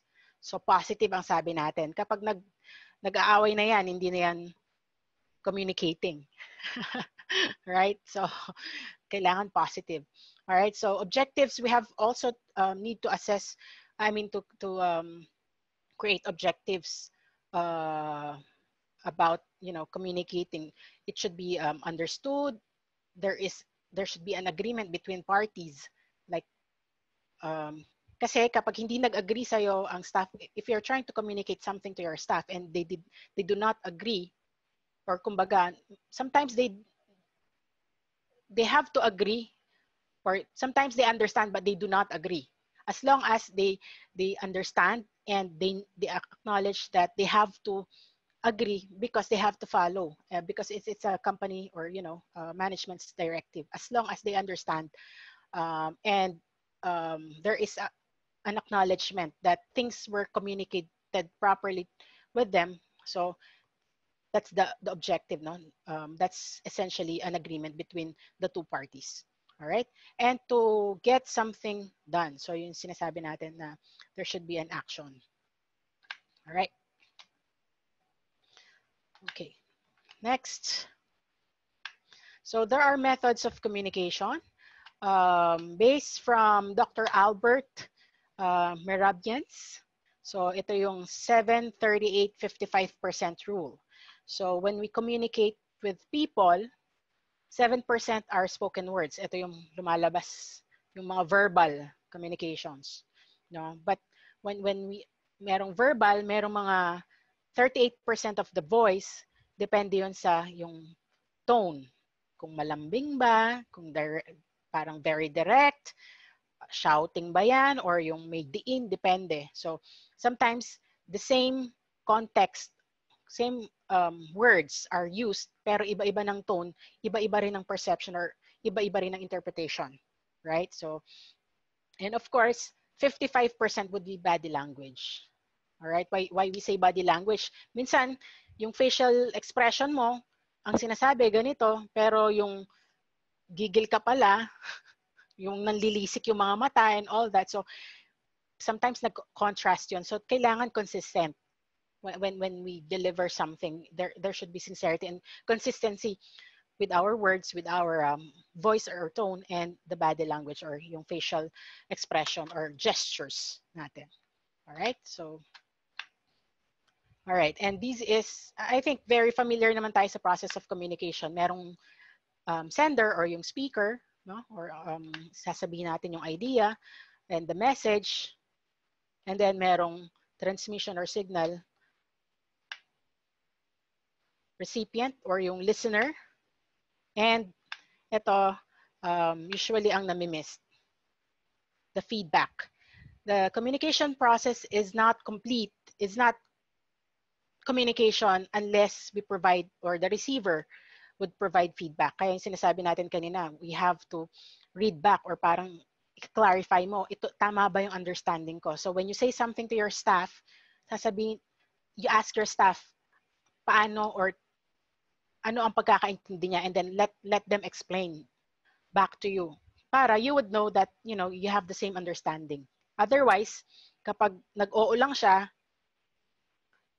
apparently or perhaps later on hindi pala yun yung gusto mong mangyari or gusto nyong parehong mangyari or hindi kayo pareho ng understanding.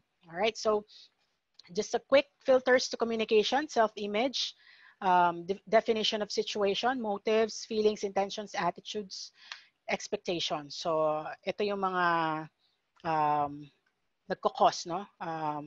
How you portray or project certain ideas to your staff. And then key points in listening to others, the other phase of communication. So wants to listen, act like good listener. You have to listen with understanding, no? Actually, there is a difference between listening and hearing. Tama? When we hear, it's just a sound. Papasok sa tenga, lalabas sa kabila, naririnig mo, merong sound waves, sabi nga natin, that's hearing.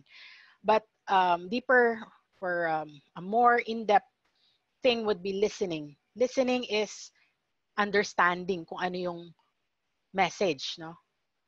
That's the difference of hearing and listening. So that's why we always say, I'm hearing you. Pag sinabing I'm hearing you, pumasok lang yan dito, lalabas yan sa kabila. Kasi, and my priority as a listener would be kung ano yung idea ko lang. But if you listen and meron siyang impact and the message is digested or completely understood, meron yung reaction, common reaction, or yun nga, yung sinasabi natin na feedback. No? All right, so that in that manner, you would notice from your staff that they understand you because they listen to you. Same as you, no? Same as supervisors, we have to listen. We have to understand the feelings of our staff. Ganun siya. All right, and then stop talking. All right, empathize with other person. We ask question, we smile appropriately, concentrate on what the other is saying, look at the other person. So ito yung mga facial expressions at saka yung mga body language that you would know the communication is going to be successful. All right. Okay, so these are some of the key points again in listening. Leave your emotions behind. Sometimes we are clouded with our emotions na kahit anong sabihin ng boss natin or ng staff natin, kumbaga naka-shut off because napapangunahan tayo ng emotions natin, and yun yung tendency eh. If we are on top of our emotions, tendency is we shut down. I mean, we close our minds and then we do not hear anything, we do not listen, and we do not understand really what is being communicated to us. All right, so good pointers would be we have to leave our emotions behind. Para hindi rin tayo, we would not sound subjective when we talk to our staff. All right, get rid of distractions, get to the main points. Share responsibility of communication. React to the ideas, not to the person. Ito yung usually, minsan sabi nga natin, no? When our staff would parang respond to us, tapos because of certain situations, galit tayo sa tao. Reality is, galit tayo dapat dun sa idea na why this specific instance is done. So, nagiging tayong subjective. Subjective is nagagalit tayo sa tao. Being objective is, nagagalit tayo or, we react on this how or the situation itself. And then don't argue mentally. Usually, yun nga yung sinasabi ko kanina, because we have our own personal and we prefer our own understanding, kahit na alam natin na, may point yung sinasabi ng superior natin or yung staff natin, ipipilit natin, kumbaga doon nagkakaroon ng argument within our mind, no? Which one to follow, or do we have to push with our decision or yung idea natin, or will be open dun sa idea ng staff or yung management. And then use the difference in rate. Don't antagonize the speaker. So yun nga, do not attack, no? Avoid hasty judgments. Ito yung mga mabibilisang judgment na we were not able or we did not listen yet, tapos may reaction na agad tayo or meron na tayong judgment. And we have to make sure that listening is fun. All right. Okay, activity number 4, communicating staff. We'll see Earlier, I have shared with you yung mga groupings natin. I'll be giving you perhaps 5 minutes to chat between yourselves.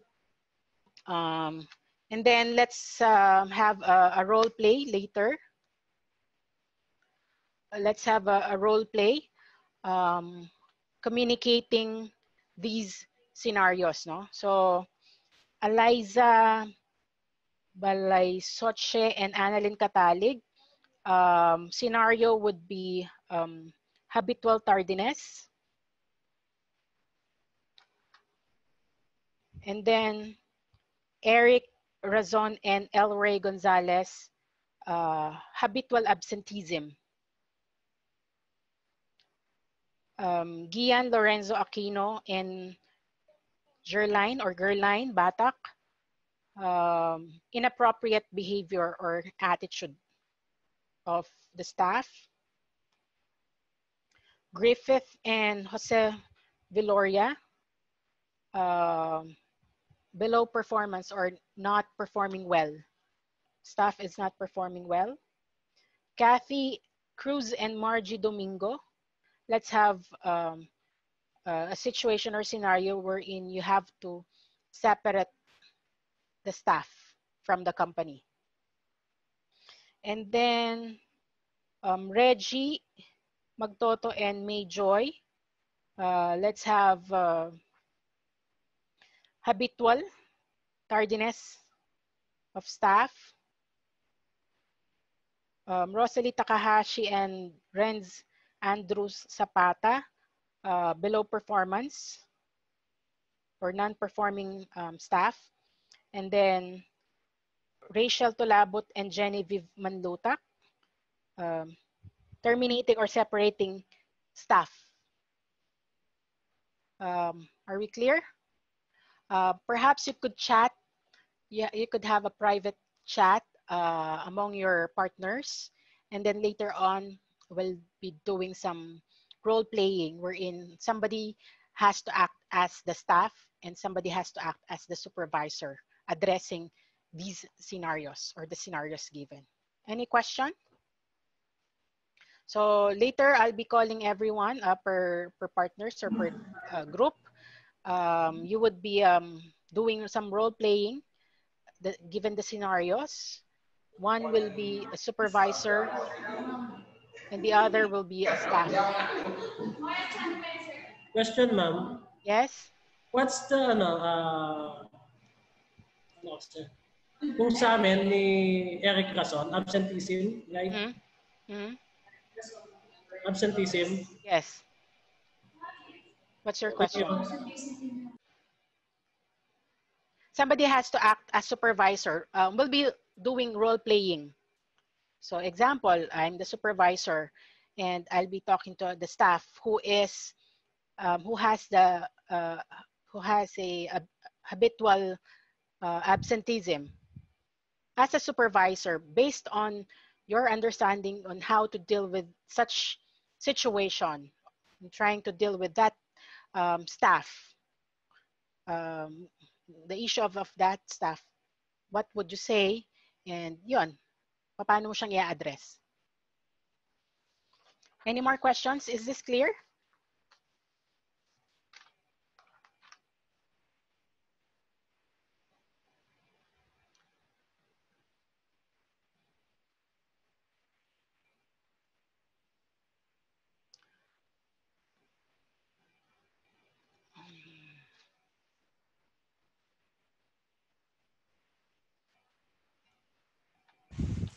Hi, good afternoon.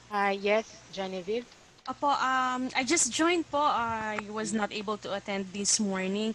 I just want to ask if we have like something to follow when we're going to do the coaching, or it's up to you. Yeah, that's the objective of the activity. Later, based on your personal understanding of the situation or based from how you would approach the scenario, and then out of that, we'll be discussing later on what are the things that we need to consider, and improve. Okay. So yung mga personal preferences or personal approaches nyo dealing with this. I'm sure most of us have experienced these different scenarios dealing with our staff. Okay. Right? Okay. All right. Thank you. Kathy and Margie. Again, the activity is focusing on how us as supervisors do communicate such concerns or issues with our staff members. So during the role playing, you have to act, somebody has to act as the supervisor and somebody has to act the staff member. And then later on, we will be discussing what are the areas to improve. So by the time comes when we need to, we're faced with same situation, we have more ideas on how to approach or how to deliver the message to our staff. All right. So are we ready? Kathy and Margie?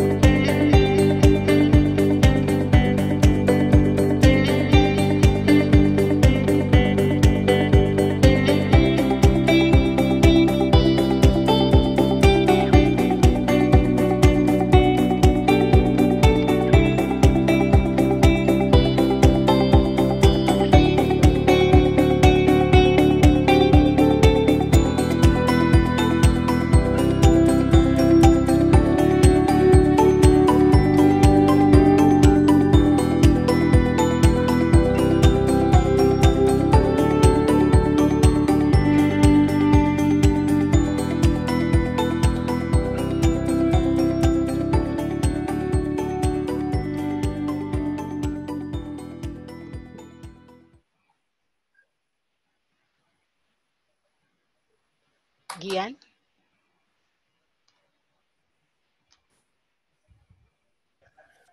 Any reaction, any feedback about the situation or the scenario given? Ano ma'am, bali doon sa scenario ma'am, yung Bisor very observant siya sa newly hired staff niya, that siguro he was able to notice that she's underperforming because there are probably because of those factors, underlying factors na dahil nga bago siya, hindi siya nabibigyan ng tamang enough training or exposure doon sa dapat na task na mga nagagawin niya. So more likely busy yung mga siguro yung mga team leaders niya or mga co-workers na nauna sa kanya. What she could have probably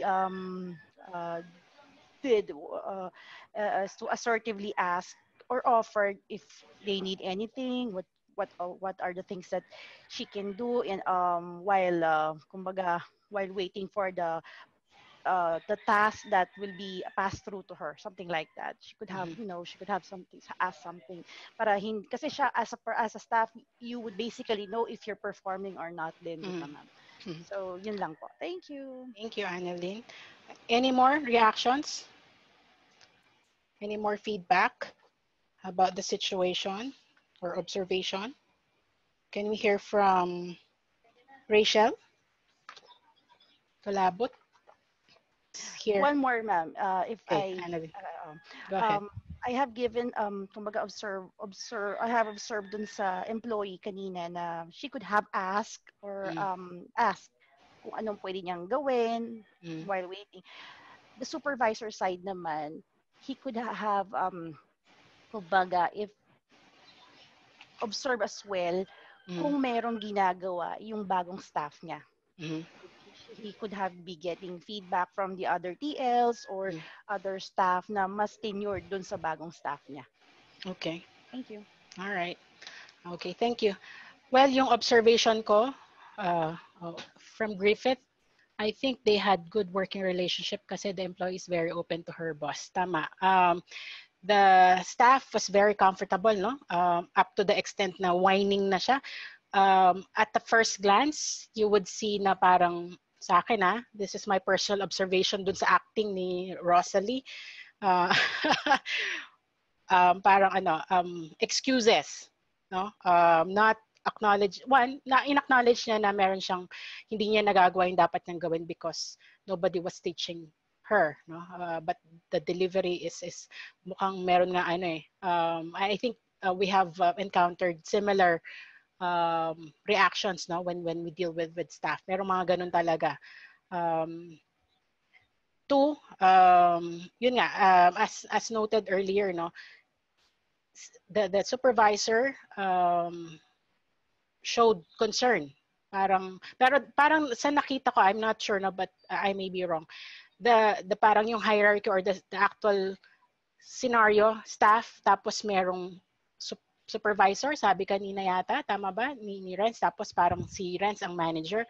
So he was like trying to address the below performance, but he needs to ask people from yung sa mga team leads, parang nabanggit, I'm not sure kung tama yung narinig ko, but anyway, so yung ganon, so sabi nga nag-show siya ng concern, and he will try to find out kung sino yung mga ka-shift ni Rosalie and see kung na-train ba siya, tinuturuan ba siya o hindi. So essentially, yun yung sinasabi natin as supervisor, it's very important for us to make sure that any newbies or any newbie will be given yung orientation, especially on the task, no, specific, kailangan merong mag-walk through. Now, it's always better na kapag when you discuss something, especially sa mga newbies, you list down, kailangan documented, either via email or hard copy. You list down all the things that were discussed with the staff, kasi it's easy na to deny. Ay, hindi po na-discuss sa akin yan and all. If you don't have any documentation, yari ka. And that's the common issue, or yun yung common loophole ng mga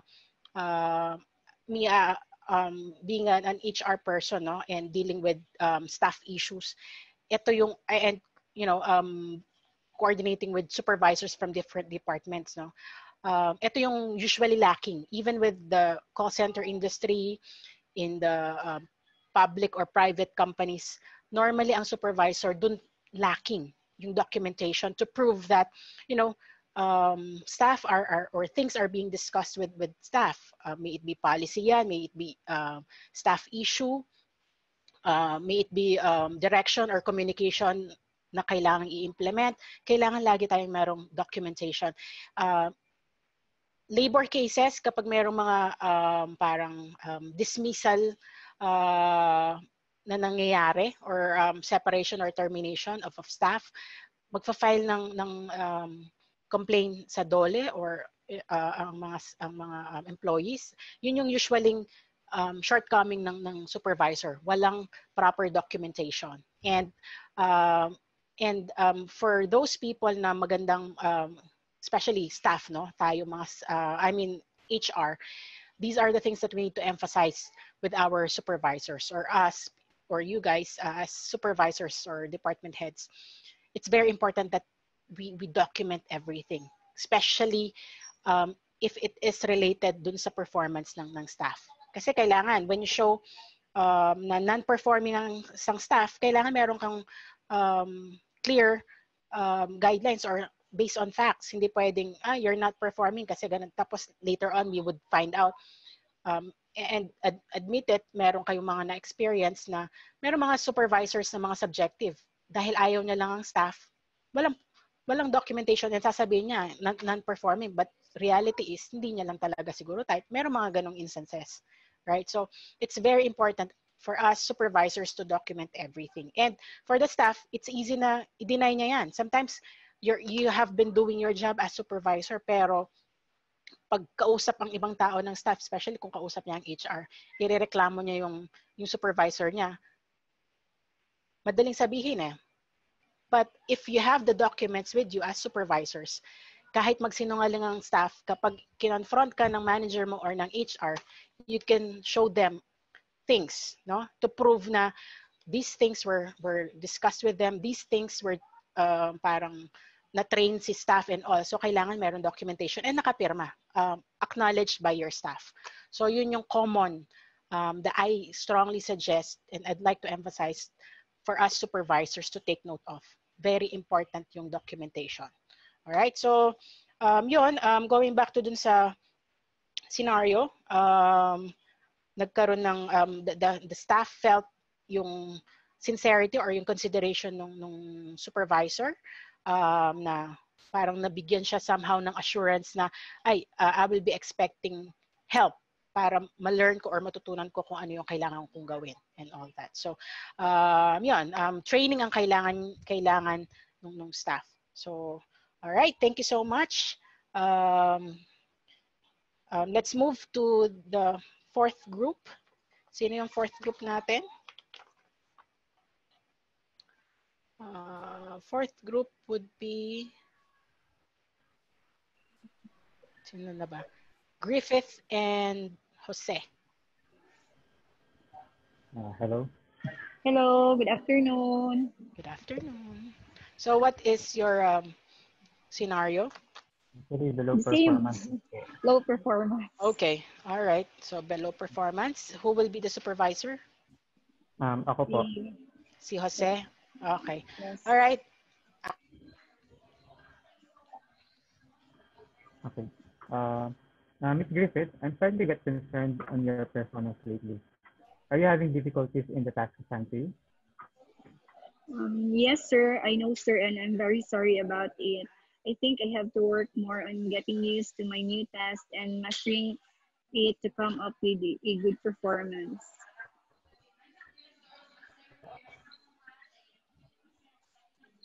I see. Do you need help from someone for the meantime and undergo for more training? I believe that would be of a great help, sir.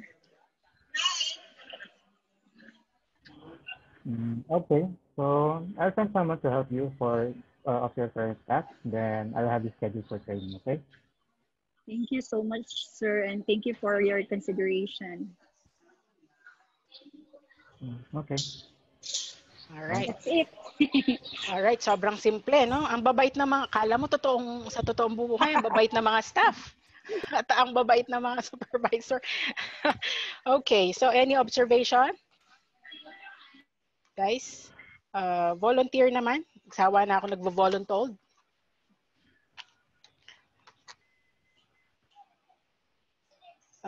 Any reaction from Reggie? Or anyone from Zinia?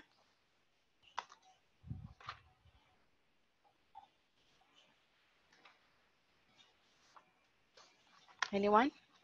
Observation? Or reaction? Feedback? Hello, ma'am. Good afternoon. Mabait po si boss, ma'am. Oo nga eh, no? Sobrang bait. Mabait. Yun po yung reaction ko dun sa ano nila. Mabait po si... Any suggestion on how to further improve the conversation? Siguro, ma'am, mag-imbestiga pa at lalamin, kailangan pong lalamin pa yung ano, ma'am, pag-iimbestiga. Performance. Sir, siguro from audit ka, no? Imbestiga ang term mo. Parang auditor ka. Ma'am, di ko kasi masyadong dinig, ma'am, yung ano kanina. Malabo kasi ano. Okay. All right. Thank you. So more on try to dig deeper kung ano yung mga facts, no? Yes, ma'am. Sure. Okay. All right. So, okay. Any more reactions or?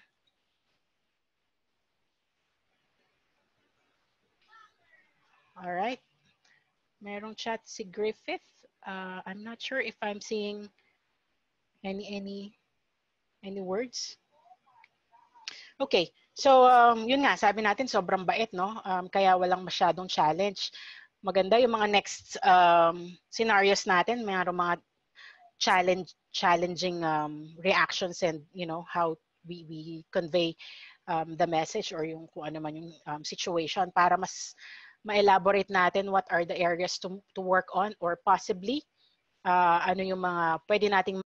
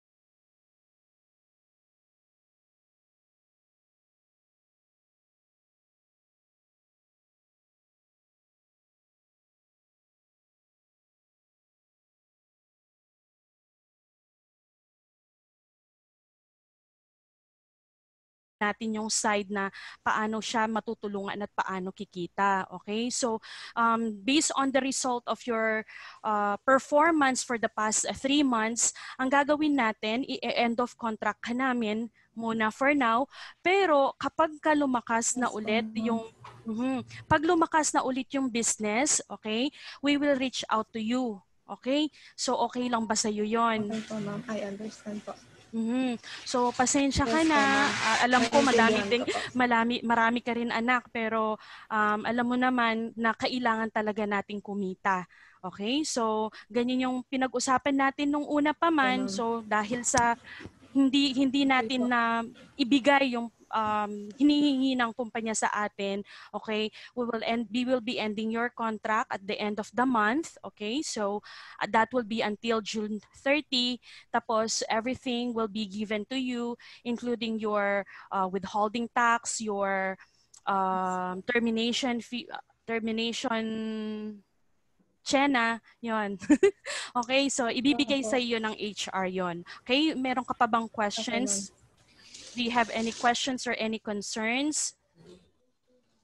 Bali di ba po pag na-terminate na po, bali ilang po ako mag-render? Bibigyan ka namin ng hanggang June 30 this month, okay? Tapos, okay, siguro mas maganda kung submit mo na lang yung resignation para at least black and white tayo. We can lagay natin sa sa record mo sa HR na that you resigned with the company, okay? Okay po. Okay, thank you. Ibigay ko na po yung clearance. Okay po, thank you po. Salamat. Alright, thank you so much, Genevieve and Rachel. Ayan, medyo complicated, dalawang scenario yung sa kanya, no? Below performance and separating the staff sa company na agad. Meron siyang muntik nang nag-conclude ang kanyang employment. So, but the good things about the presentation was like the first approach was, or yung approach niya is personalized, no? Sometimes we have to sound professional, not too personal, but may kumustahan muna, how are you doing? Although medyo in-depth ng konti dun sa personal issue na it's good as a supervisor that we are somehow aware of yung mga personal issues ng mga staff natin. That's a good sign. I mean, that's a good sign na you have a good working relationship with your staff. However, parang sabi nga natin, when you go deeper dun sa personal, nagkakaroon ng tendency ang staff na pwede niyang, alam mo yon, yung issue niya sa family or yung personal issue niya, talagang ibabato niya or ibibigay niya, or yun yung magiging reason niya usually kapag if things are not going well sa work, no? So but a good approach is yun nga, yung meron personalized, yung she made sure na connected siya, or makuha niya muna yung making the staff understand na she knows and she understands the situation of the staff. Parang merong sincerity or merong empathy doon. Another is that detailed, no? Detailed yung presentation niya, which is good. Essentially, when we do when we communicate with our staff, lahat ng pwedeng information or facts, we have to present it sa kanila para alam natin na yung genuine intention natin as a supervisor, or yung concern natin sa staff is there. So that's very important as well. Also, the good thing is nag-set siya ng expectations. Yun nga lang, muntik nang mag-conclude agad. Sabi ko, from below performance, pumunta na rin siya ng termination of employment, or separation of contract, or separation of employee. But I just want to take note of that, no? Being an HR myself, no, it's not encouraged to ask or agree, or parang acknowledge mo in your conversation with staff na magre-resign siya. It's a foul. I mean, any staff, even HR, we're not supposed to tell the staff na mag-resign. Kasi walang ganon. That is very dangerous. Kasi one, the staff could file a complaint na pinag-resign ako. Forced resignation, that's a big issue. Labor issue yon. Okay, so if siguro you could have stopped dun sa setting expectations na at the end of yung assessment period, June 30, if you did not meet the required performance, then we could possibly end your contract. So, dun yon. Kapag nanggaling ang resignation nanggaling sa staff, then okay, but kailangan hindi yung lalabas sa bibig ng supervisor or ng HR. Okay. Right? It's very important. Very critical yon. Pwede tayong ma-technical. Yes, right. Okay. When it comes to DOLE or sa labor issues. So, yon, kumbaga at least setting expectations. Kapag hindi niya na-meet, pwede siya ma-separate. Pero we could emphasize na I know parang meron dapat encouragement. So you still have, let's say example, 1 week to go, 2 weeks to go. Kaya pa yan. Kaya pa nating improve yung performance mo. Ano yung sa palagay mong tulong? We could ask the staff, ano yung palagay mong tulong na kailangan mo sa akin, or para we could help you improve yung performance or improve natin yung sales mo. So things like that. Para hindi naman, kumbaga ngayon pa lang na sinasabihan mo si staff na yung current performance niya below expectations or below performance, parang kung ako, pagkatapos natin mag-usap, mate-terminate na ako. So instead of that, dapat ang end ng conversation nyo or parang yung feeling ng staff is, meron pa akong 2 weeks, meron pa akong pag-asa, parang ganon. At least yung ganun na thought or mindset ng staff. So that is more encouraging. Kasi kung ako yung hindi na ako papasok or baka hindi na ako mag-e-effort. So yun yung possibilities na reaction. So I'm just saying. So yun, overall the presentation, yung purpose, yung personalized yung conversation, yung merong acknowledgement dun sa situation. Tapos yung meron siyang timeline, no? Yung mga specifics, at saka yung I have noted yung you empathize with the staff. So overall yun yung observation ko, and that's right. That's good. Okay, thank you so much, Genevieve. Very sales, no? Kumbaga kahit na call center ka, pero sa sales pa rin naman yung meron kayong common ground, meron kayong common understanding doon sa scenario. Siguro ma'am, hingi ako ng kung may training kayo for HR, kailangan ko yan. PM nyo na lang ako. Don't worry, Limitless ako. Nag-aano si Limitless, don't worry. Alrighty. Thank you so much.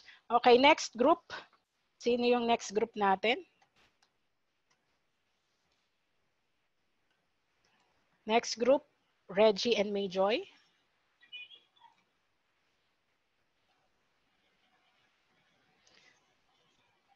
Zina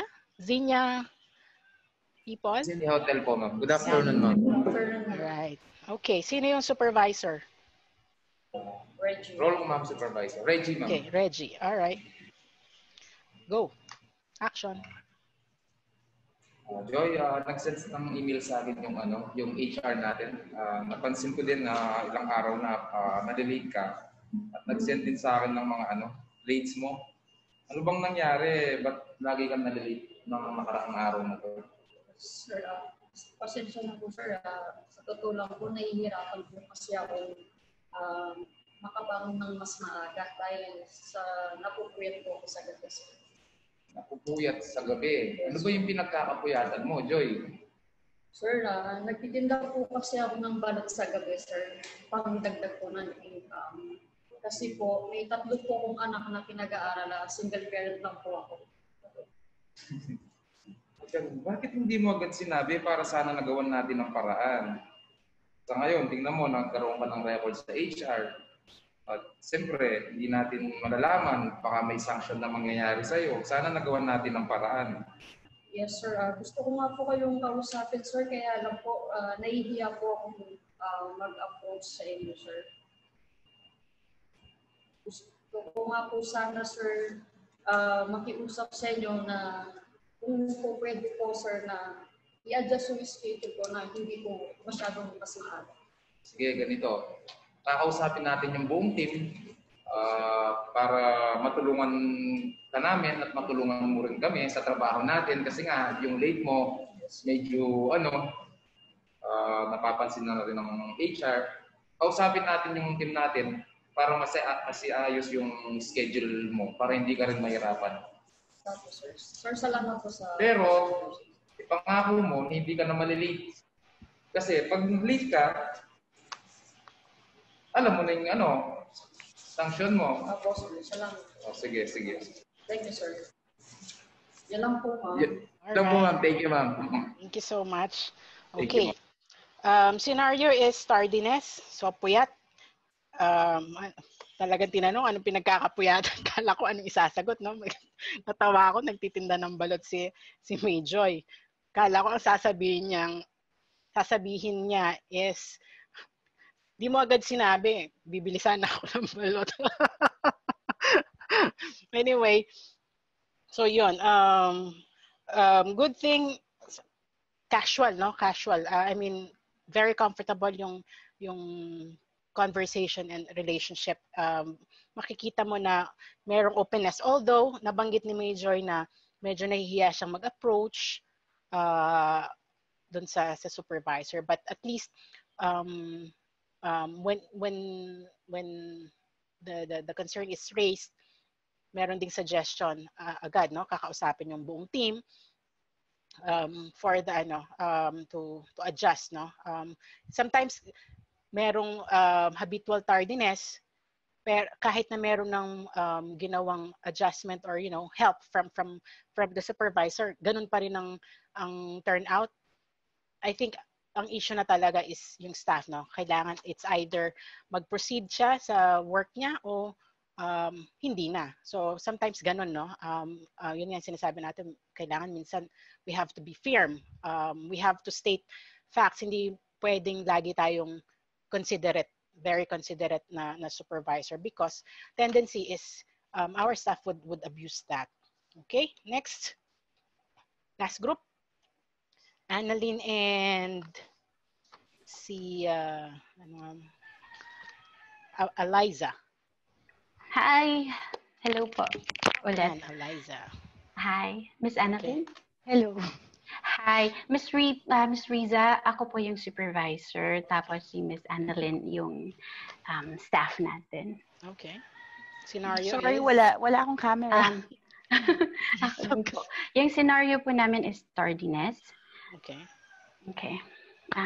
So, sige, puntahan ko na lang si Miss Annalyn sa desk niya. Ganon yung scenario. Okay. Kunwari naglalakad ka yan. Sige. Okay, ready. Hi, Annalyn. Can I talk to you for a sec? Sure po, ma'am. Okay, great. I'll meet you in my office in 5 minutes. Sure, ma'am. Okay. Regarding po saan, ma'am? We can talk about it sa office natin kasi madaming makakarinig, confidential. Okay po. I'll be there. Would you like me to be there now or later? Can we set a time po? Yeah, but we can talk now. Sabay na lang tayo. Okay. Okay, have a seat. Thank you. Have a seat.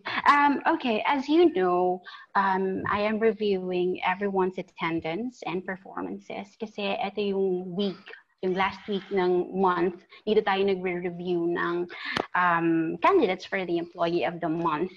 And in your case, ikaw kasi I have received a lot of great feedback from your clients and gusto sana kitang isali dun sa list. Kaya lang, nung tiningnan ko yung record mo sa attendance, ang dami nating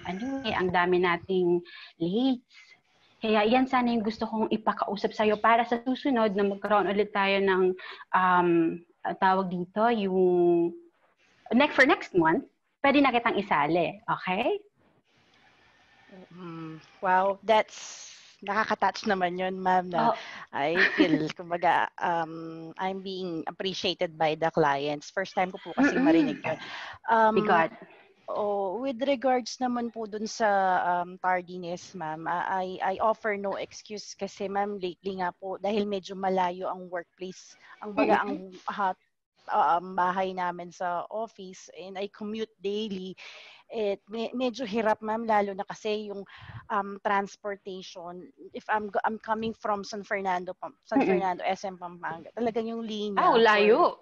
Oo, nahihirapan kami ma'am, lalo na yung line para sa pagsakay ng shuttle, mahirap. So, but I am trying my best naman po to wake up early, to catch up early rides from my house to San Fernando and San Fernando to Angeles. Kaya lang talagang inalat ma'am. Oo, mahirap. Ang layo-layo mo, in fairness. Anong oras ko mo umaalis sa inyo? Well, my duty is 8 o'clock. So, if I'm expected to report at 8, ma'am, umaalis na po ako 5:30. Kaya lang, medyo talagang wala, ma'am, mahirap talaga pag... Mahirap. Rush hour kasi. Do you think makakaalis tayo ng mas maaga instead of 5:30?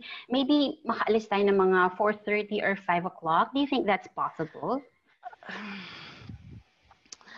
We'll try, ma'am.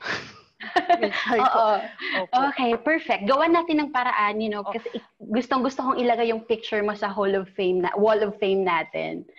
'Di ba? Ang ganda-ganda doon, 'di ba? So, try natin. And for the next coming week, try to leave your house at around 4:30 or 5 o'clock. Hopefully, you can be here by around 7 o'clock or 7:30. Okay na yan. Diba? Pag hindi nag-improve, Miss Riza, normally I don't say this to my staff. Annalyn, kung hindi mag-improve, maybe I can talk to the management para i-adjust din natin yung schedule mo. Sige po, ma'am. Okay, perfect. I have documented everything. 2 copies. Can you please review that? And kung meron akong nilagay dyan na hindi naman natin natako sa meeting natin ngayon, let me know at we can discuss further. However, but if you think na discuss natin lahat, please acknowledge by signing at the bottom. One will be your copy and the other one would be sa akin. Okay? Okay, thank you. Okay, thank you, Annalyn. See you later. All right. Bye. Thank you so much, Eliza and Annalyn. Thank you, Ms. Riza. All right. Good presentation kasi especially on the ending part, the documentation. I'm not sure if that is already your practice, but attentive ka with my earlier suggestion na documented and acknowledged. So it's very important na yun nga, yung documentation part natin. So the conversation was very friendly. Pero merong parang kick, no? Sabi nga natin, you were being casual, friendly early on. But you have emphasized na merong issue. And at the same time, the approach there would be, sandwich approach, no? Or sandwich style, sabi nga natin. Positive, negative, positive. Yung positive is that in-appraise mo, in-acknowledge mo that yung client feedback or yung performance is good. However, yung negative, meron tardiness, no? And then before the end of the conversation, gustong-gusto kong makita yung picture mo dun sa mga top performance and all. So that's a good encouragement. Katulad nung nabanggit ko sa earlier example na maganda, merong encouragement pa rin at the end of the conversation, which is very, very good. All right. So thank you so much for the participation dun sa mga role plays natin. A round of applause sa inyong lahat. Very, very good. Thank you po. Salamat. I think we have to move faster kasi medyo marami pa to. But again, itong leading part is very good. No? Ito yung mga pinaka-meaty part. And the role playing was very helpful, I suppose. And I hope that yung mga observations and suggestions earlier, ito yung mga tinitake note natin na you would notice na lacking on the part of the supervisor when it comes to facilitating or communicating issues, addressing issues, especially with our staff. And these are very common na loopholes kasi ganun din, no? Even the managers or our bosses, kapag meron silang kino-communicate sa atin, we would feel bad also if things are not communicated properly sa atin, tapos especially kung bigla na lang tayo masa-separate from the company and we don't know the reasons. So just a quick recap lang, no, or yung mga pointers that we need to take note when communicating or addressing issues to staff. Of course, it should be private, no? One-on-one ito. Dapat walang nakakarinig kasi magiging usapin. And, you know, we have to think of the shoes of the staff na mapapahiya siya. So when we recognize staff, we have to say it publicly. But when we have to reprimand or address issues, we have to talk to the staff privately. Ganun po yung magandang ruling natin when it comes to, you know, being a supervisor. All right, so the first one is we have to do personal approach. Yung kailangan personalized, meron munang connection na for the staff to understand or to know na we understand their shoes, parang ganon. And then we have to state the purpose of or the objective of the talk or the communication. And then we have to acknowledge na merong difficulty or merong challenge yung staff. And of course, the staff has to acknowledge also na kung ano yung raise nating reason or issue, kailangan alam niya yon. Somehow, dapat expected na niya na mapapatawag siya ng HR or kakausapin siya ng supervisor, or when you open up na are you aware na meron tayong issue, sa kanya namang gagaling, ma'am, yung absences ko po, ma'am, yung tardiness ko po, or something like that. So, or yung performance ko. Somehow, mas maganda kung meron ng expectation sa staff. And that would be easier on our part as supervisors. Mas madali na nating i-approach. All right, next would be, yun nga, we have to identify yung factors, ano yun, and then listening to the staff, pakinggan lang natin, and then kailangan tinitake note natin and ask some. I think it would be best if we ask first the staff how to resolve the issue, kasi ang issue siya, hindi ang kumpanya or hindi ikaw. It's always better to ask him or her how to resolve yung issue niya, kasi siya yun eh. Yung usap na to is for the staff, not for the supervisor or the company. It's more on the staff. And then kung meron siyang suggestion, kasi from there it would be easier to get the commitment. O halimbawa sa tardiness na sinasabi natin, hindi po ako agad nagigising or late po ako kasi malayo eh. So yun nga, yung mag-a-adjust na lang po ako ng gigising na lang po ako ng maaga, and then you ask for the commitment. Ngayon kung walang binibigay na solutions yung staff, from there you would know na hindi siya sincere or hindi siya talaga hardworking and he is not really open to improving himself. So mas maganda manggagaling sa staff. Ngayon, if you have other suggestions on how to address the issue, then you could state the suggestion and then agree on which particular or ano yung mga steps or ano yung mga kailangan yung gawin. Kailangan nga yun mag-agree and mag-commit si staff. And then you have to set timeline. So kailan ulit tayo mag-uusap? Let's say sa tardiness or in the next or after 1 week, let's meet again and then review kung meron ka bang tardiness or absences or what. So you have to agree on a specific time kung kailan ulit kayo uupo para nakikita natin yung progress. And for the staff to understand na this is really a serious matter and you are on top of things. Para siya rin, he would be on top of her toes, no? So kailangan merong timeline. And yun nga, meron siyang balance. And somehow, especially if you're nearing kung ano man yung maging end result nung or maging progress ng performance or kung ano man yung status ng staff, no? Either kung positive yan, at least somehow bago pa kayo mag-usap, alam na niya kung ano yung magiging scenario. Or if the case is worse, alam na rin niya na masiseparate na ako sa company. Kumbaga, wala nang negative reaction na parang hindi niya alam na mate-terminate or hindi niya alam na, you know, things like that. So, it's a matter of parang mind conditioning already. So, I think, shorter ang magiging talk natin sa staff, and it would be easier for us, especially kung worse ang magiging outcome, easier for us to discuss yung negative or hindi magandang resulta. All right, so any question? So far, okay na tayo. All right, let's move on. Medyo bilisan lang natin ng konti. Next topic would be hierarchy of needs. I suppose everyone is familiar with Maslow's hierarchy of needs.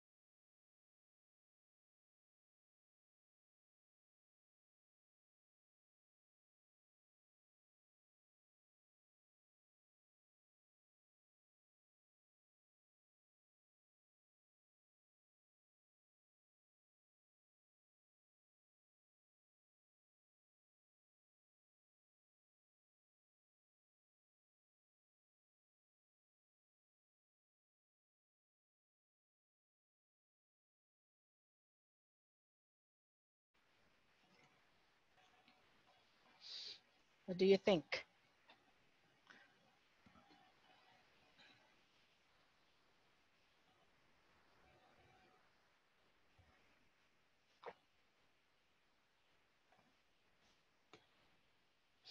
Okay. Are we good? Are you able to identify? Can I get a reaction through chat? If you are able to determine at a quick glance, what kind of personality would you fall? All right. Yung iba, I'd like to see reactions. Baka natutulog na tayo. Pwedeng magkape. Mukhang si Annalyn na lang ang nakikinig sa akin. Any other? Are we able to identify? Any reaction? Or close na natin? Okay.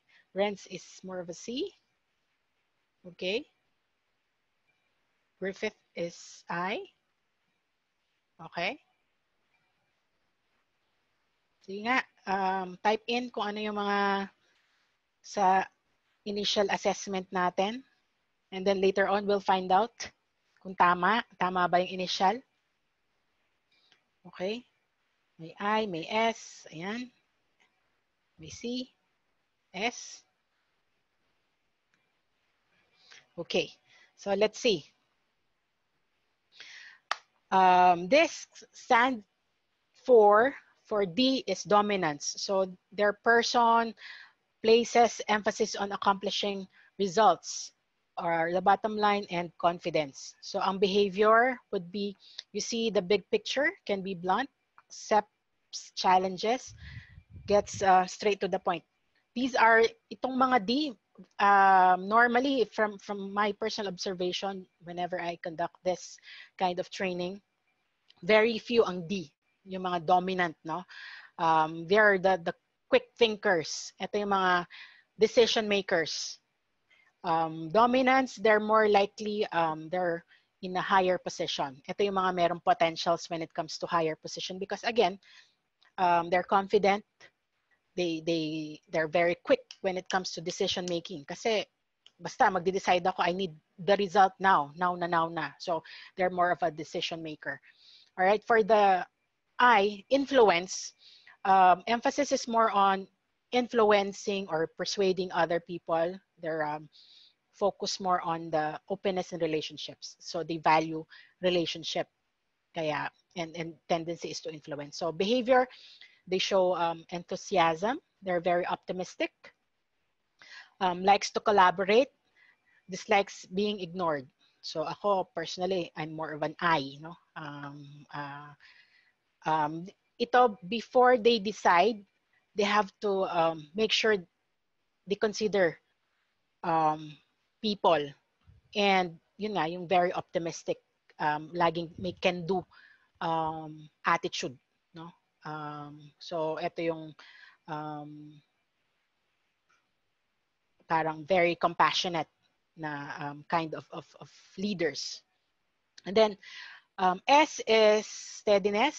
So emphasis is more on cooperation, sincerity, and dependability. So the behaviors of these supervisors, they're like morely consultative, no? Ito yung mga medyo mabagal magdesisyon because they value feedback, they value, you know, what their colleagues would say, what their team members would say, kung ano yung mga opinions. So, sila yung mga medyo,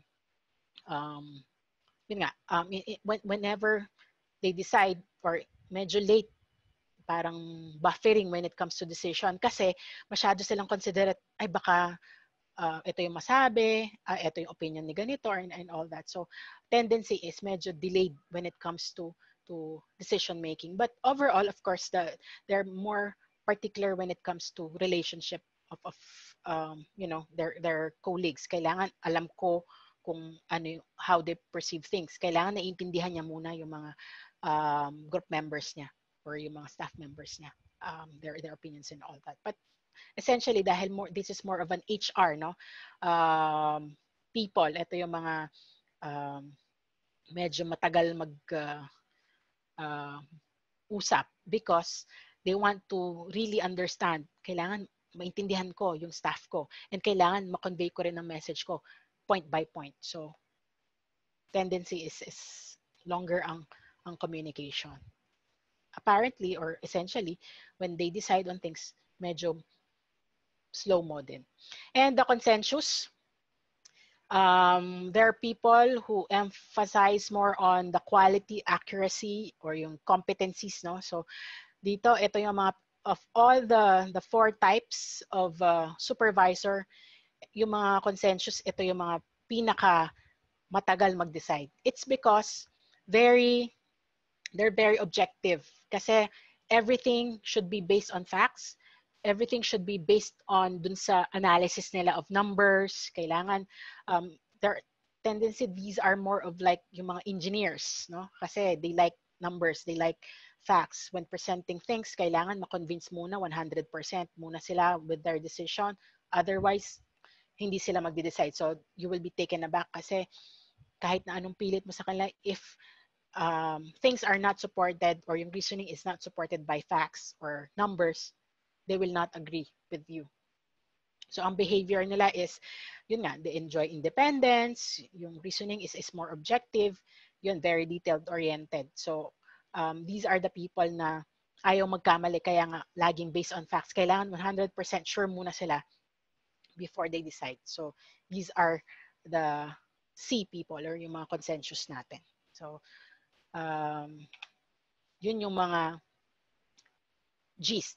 And these are some of the, based from Dr. William Moulton, Marstone of Harvard University. Sila yung dun sa expert when it comes to this theory, no? So these are the different styles. And it's very important for us, no, supervisors, to know what kind of supervisors we are, as noted, no? But it's also important that we have to analyze, we have to know our staff, kung D ba sila, I din sila, S sila, or C sila. So it's good to know them para alam mo how to approach or how to deal with them. Kasi different personalities would require you different, sabi nga natin, different folks, different style of approaching. Merong mga staff tayo na gusto nila straightforward. Merong mga staff na when we address things, gusto nila, kailangan i-approach mo muna sila very friendly before, things like that. So, we have to adjust. We have to be very flexible as supervisors. So, for dominant, just a quick. So, general characteristics, very direct, decisive, high ego strength, problem solver, risk taker, and self-starter. Ito yung mga initiator na hindi muna mag-take action muna bago sila mag-isip. So kaya nga quick thinker or quick decision makers. So yan yung mga value to the team. So very bottom line organizer, places value on time, challenges the status quo. Ayaw lang nila ng one of them. They want to excel. Kailangan laging nag-excel yung team or yung personally sila when it comes to dealing with the management or the company. So they're more like of the innovative type. So yung tendencies or yung weaknesses would be yung tendency may yung authoritarian. They may overstep somebody else's, baka dahil gusto nilang mangyari ito, and that may require other departments, that may involve other department, magde-decide na sila, and then apparently may nasasagasaan pala silang boundaries, things like that. So those are some of the tendencies of dominant personalities. Next is yung influence. General characteristics would be they're enthusiastic, yung optimistic, trusting, persuasive, talkative, impulsive, and emotional. Kasi nga, yun nga, they value relationship, no? So their value to the team, their creative problem solver, great encourager, motivates others to achieve, positive sense of humor, and negotiates conflicts, and peacemaker. So tayo yon. Ako personally, yung influence, it's more of the influence type. For the S, supportive or steadiness, general characteristics would be a good listener, team player, possessive, steady, predictable, understanding, and friendly. Kasi nga, yon, very considerate sila of other people. Very considerate. And the usual value, they're reliable and dependable. Somebody who could, tap or approach anytime. They're very loyal, very compliant when it comes to policies and respects authorities. They're also good listener, patient, and empathic. All right. And tendency is, yun nga, dahil parang majority, kung ano yung idea ng majority, dun siya. So, ang tendency is, kapag ang majority, especially us, no, human nature, we resist change, or we're not openly, we will not openly embrace change right off. Kailangan, merong conditioning muna, kailangan ma-convince muna tayo mentally, physically, and all that before we accept change. No? That's the common human reaction. But particularly, especially the S type, no, of leaders, they're more resistant to change because they're already comfortable. No? Ito na yung norm ng organization or ng team, no? So kaya nga sabi ko kanina, ito yung mga medyo mabagal mag-react or mag-decide unless ma-convince sila over time that this change is needed, and after thorough, getting the yes of everyone or the majority, that's the time na they will give in and start accepting change. So, yun yung weakness or yung tendencies ng mga S. The consensus or yung compliant, no? Yung mga C, the general characteristics would be accurate, they're analytical, very careful, yung sinasabi nating fact finders, dahil they have a very high standard or very systematic or organized people sila. And the value to the team, even-tempered kasi nga based on facts. So pag meron silang sinabi, based on facts to. So hindi pwedeng i-contest. And they're more likely very objective. No? Defines situations, gathers, criticizes, and tests information. So ang tendency naman is there needs to be a clear cut on the limitations for actions regarding relationships among team members, no? And they're more of bookish, no? They're bound with policies and guidelines or step-by-step process. So sila ito yung mga talagang very precise when it comes to following instructions. All right. It's also noted here, C's, they're not, prefers not to verbalize feelings, no? Kasi nga, factual sila. And would give in rather than argue. Kasi nga, yun. And these are some of the behavior descriptors. So, I will not go over with them one by one, but I could share with you the link or the, hold on a second. I'll share with you the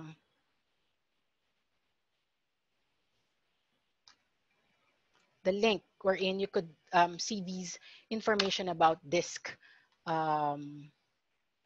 model. All right, para you could go over on different things. No, this is very helpful, especially in communicating with our staff. How would be the approach? So ayan, those are some of the suggestions on how to approach the different personalities of your team members. So just to point out, the first step to building stronger communication is awareness. By identifying how we are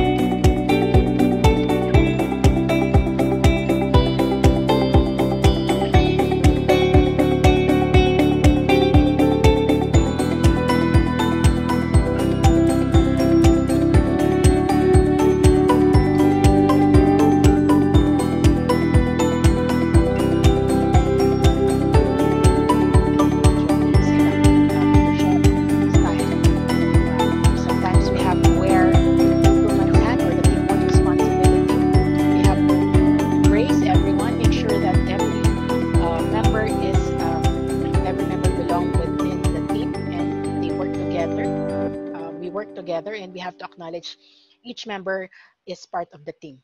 Sometimes baka merong mga nabubuli na or na-isolate, no? It's very important that to make each member feel that they belong. Kasi yun yung isang purpose. Next is chef's hat, the planning responsibility. We have tackled that.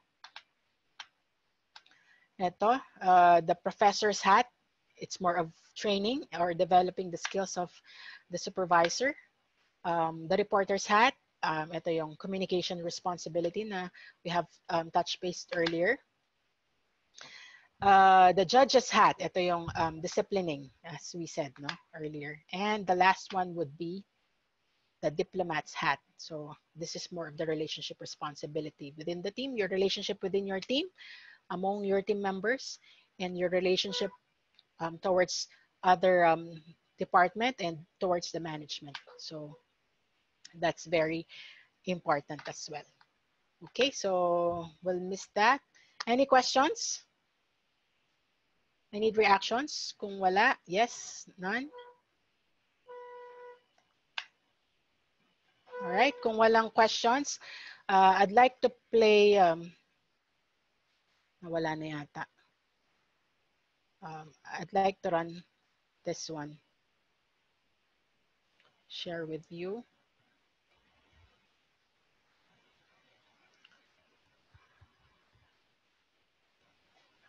Ito pala to.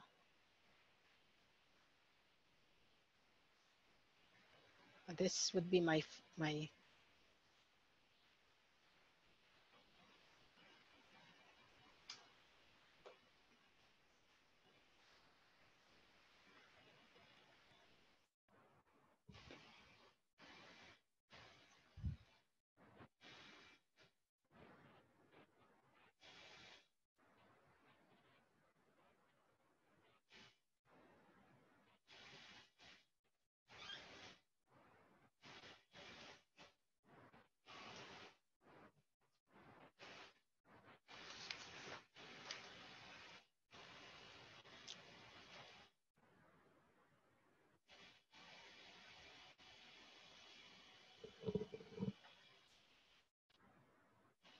wala siyang sound.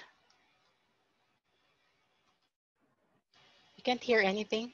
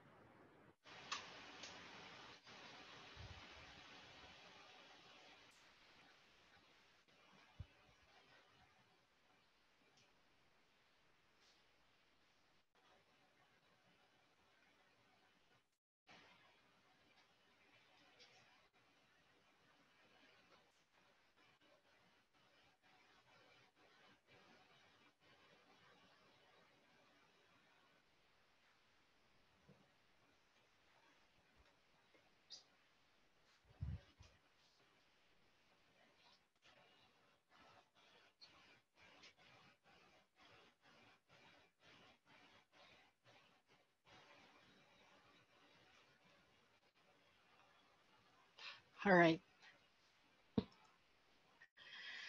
Okay. As a final touch, sayang walang audio, but you could check that on YouTube, no? But my final would be the key to becoming an effective leader is not focus on making other people follow, but more on making yourself the kind of person they want to follow. So that's a saying by John Maxwell. So earlier, as I've mentioned, it's always good to list down or set some expectations. If you want to be an effective supervisor, you have to know ano ba yung gusto ko sa magiging leader ko o sa supervisor ko. So that's the kind of person I want to be. So at least those are your key points in trying to portray or trying to be someone or the supervisor you would want to be. And with that, thank you so much for participating.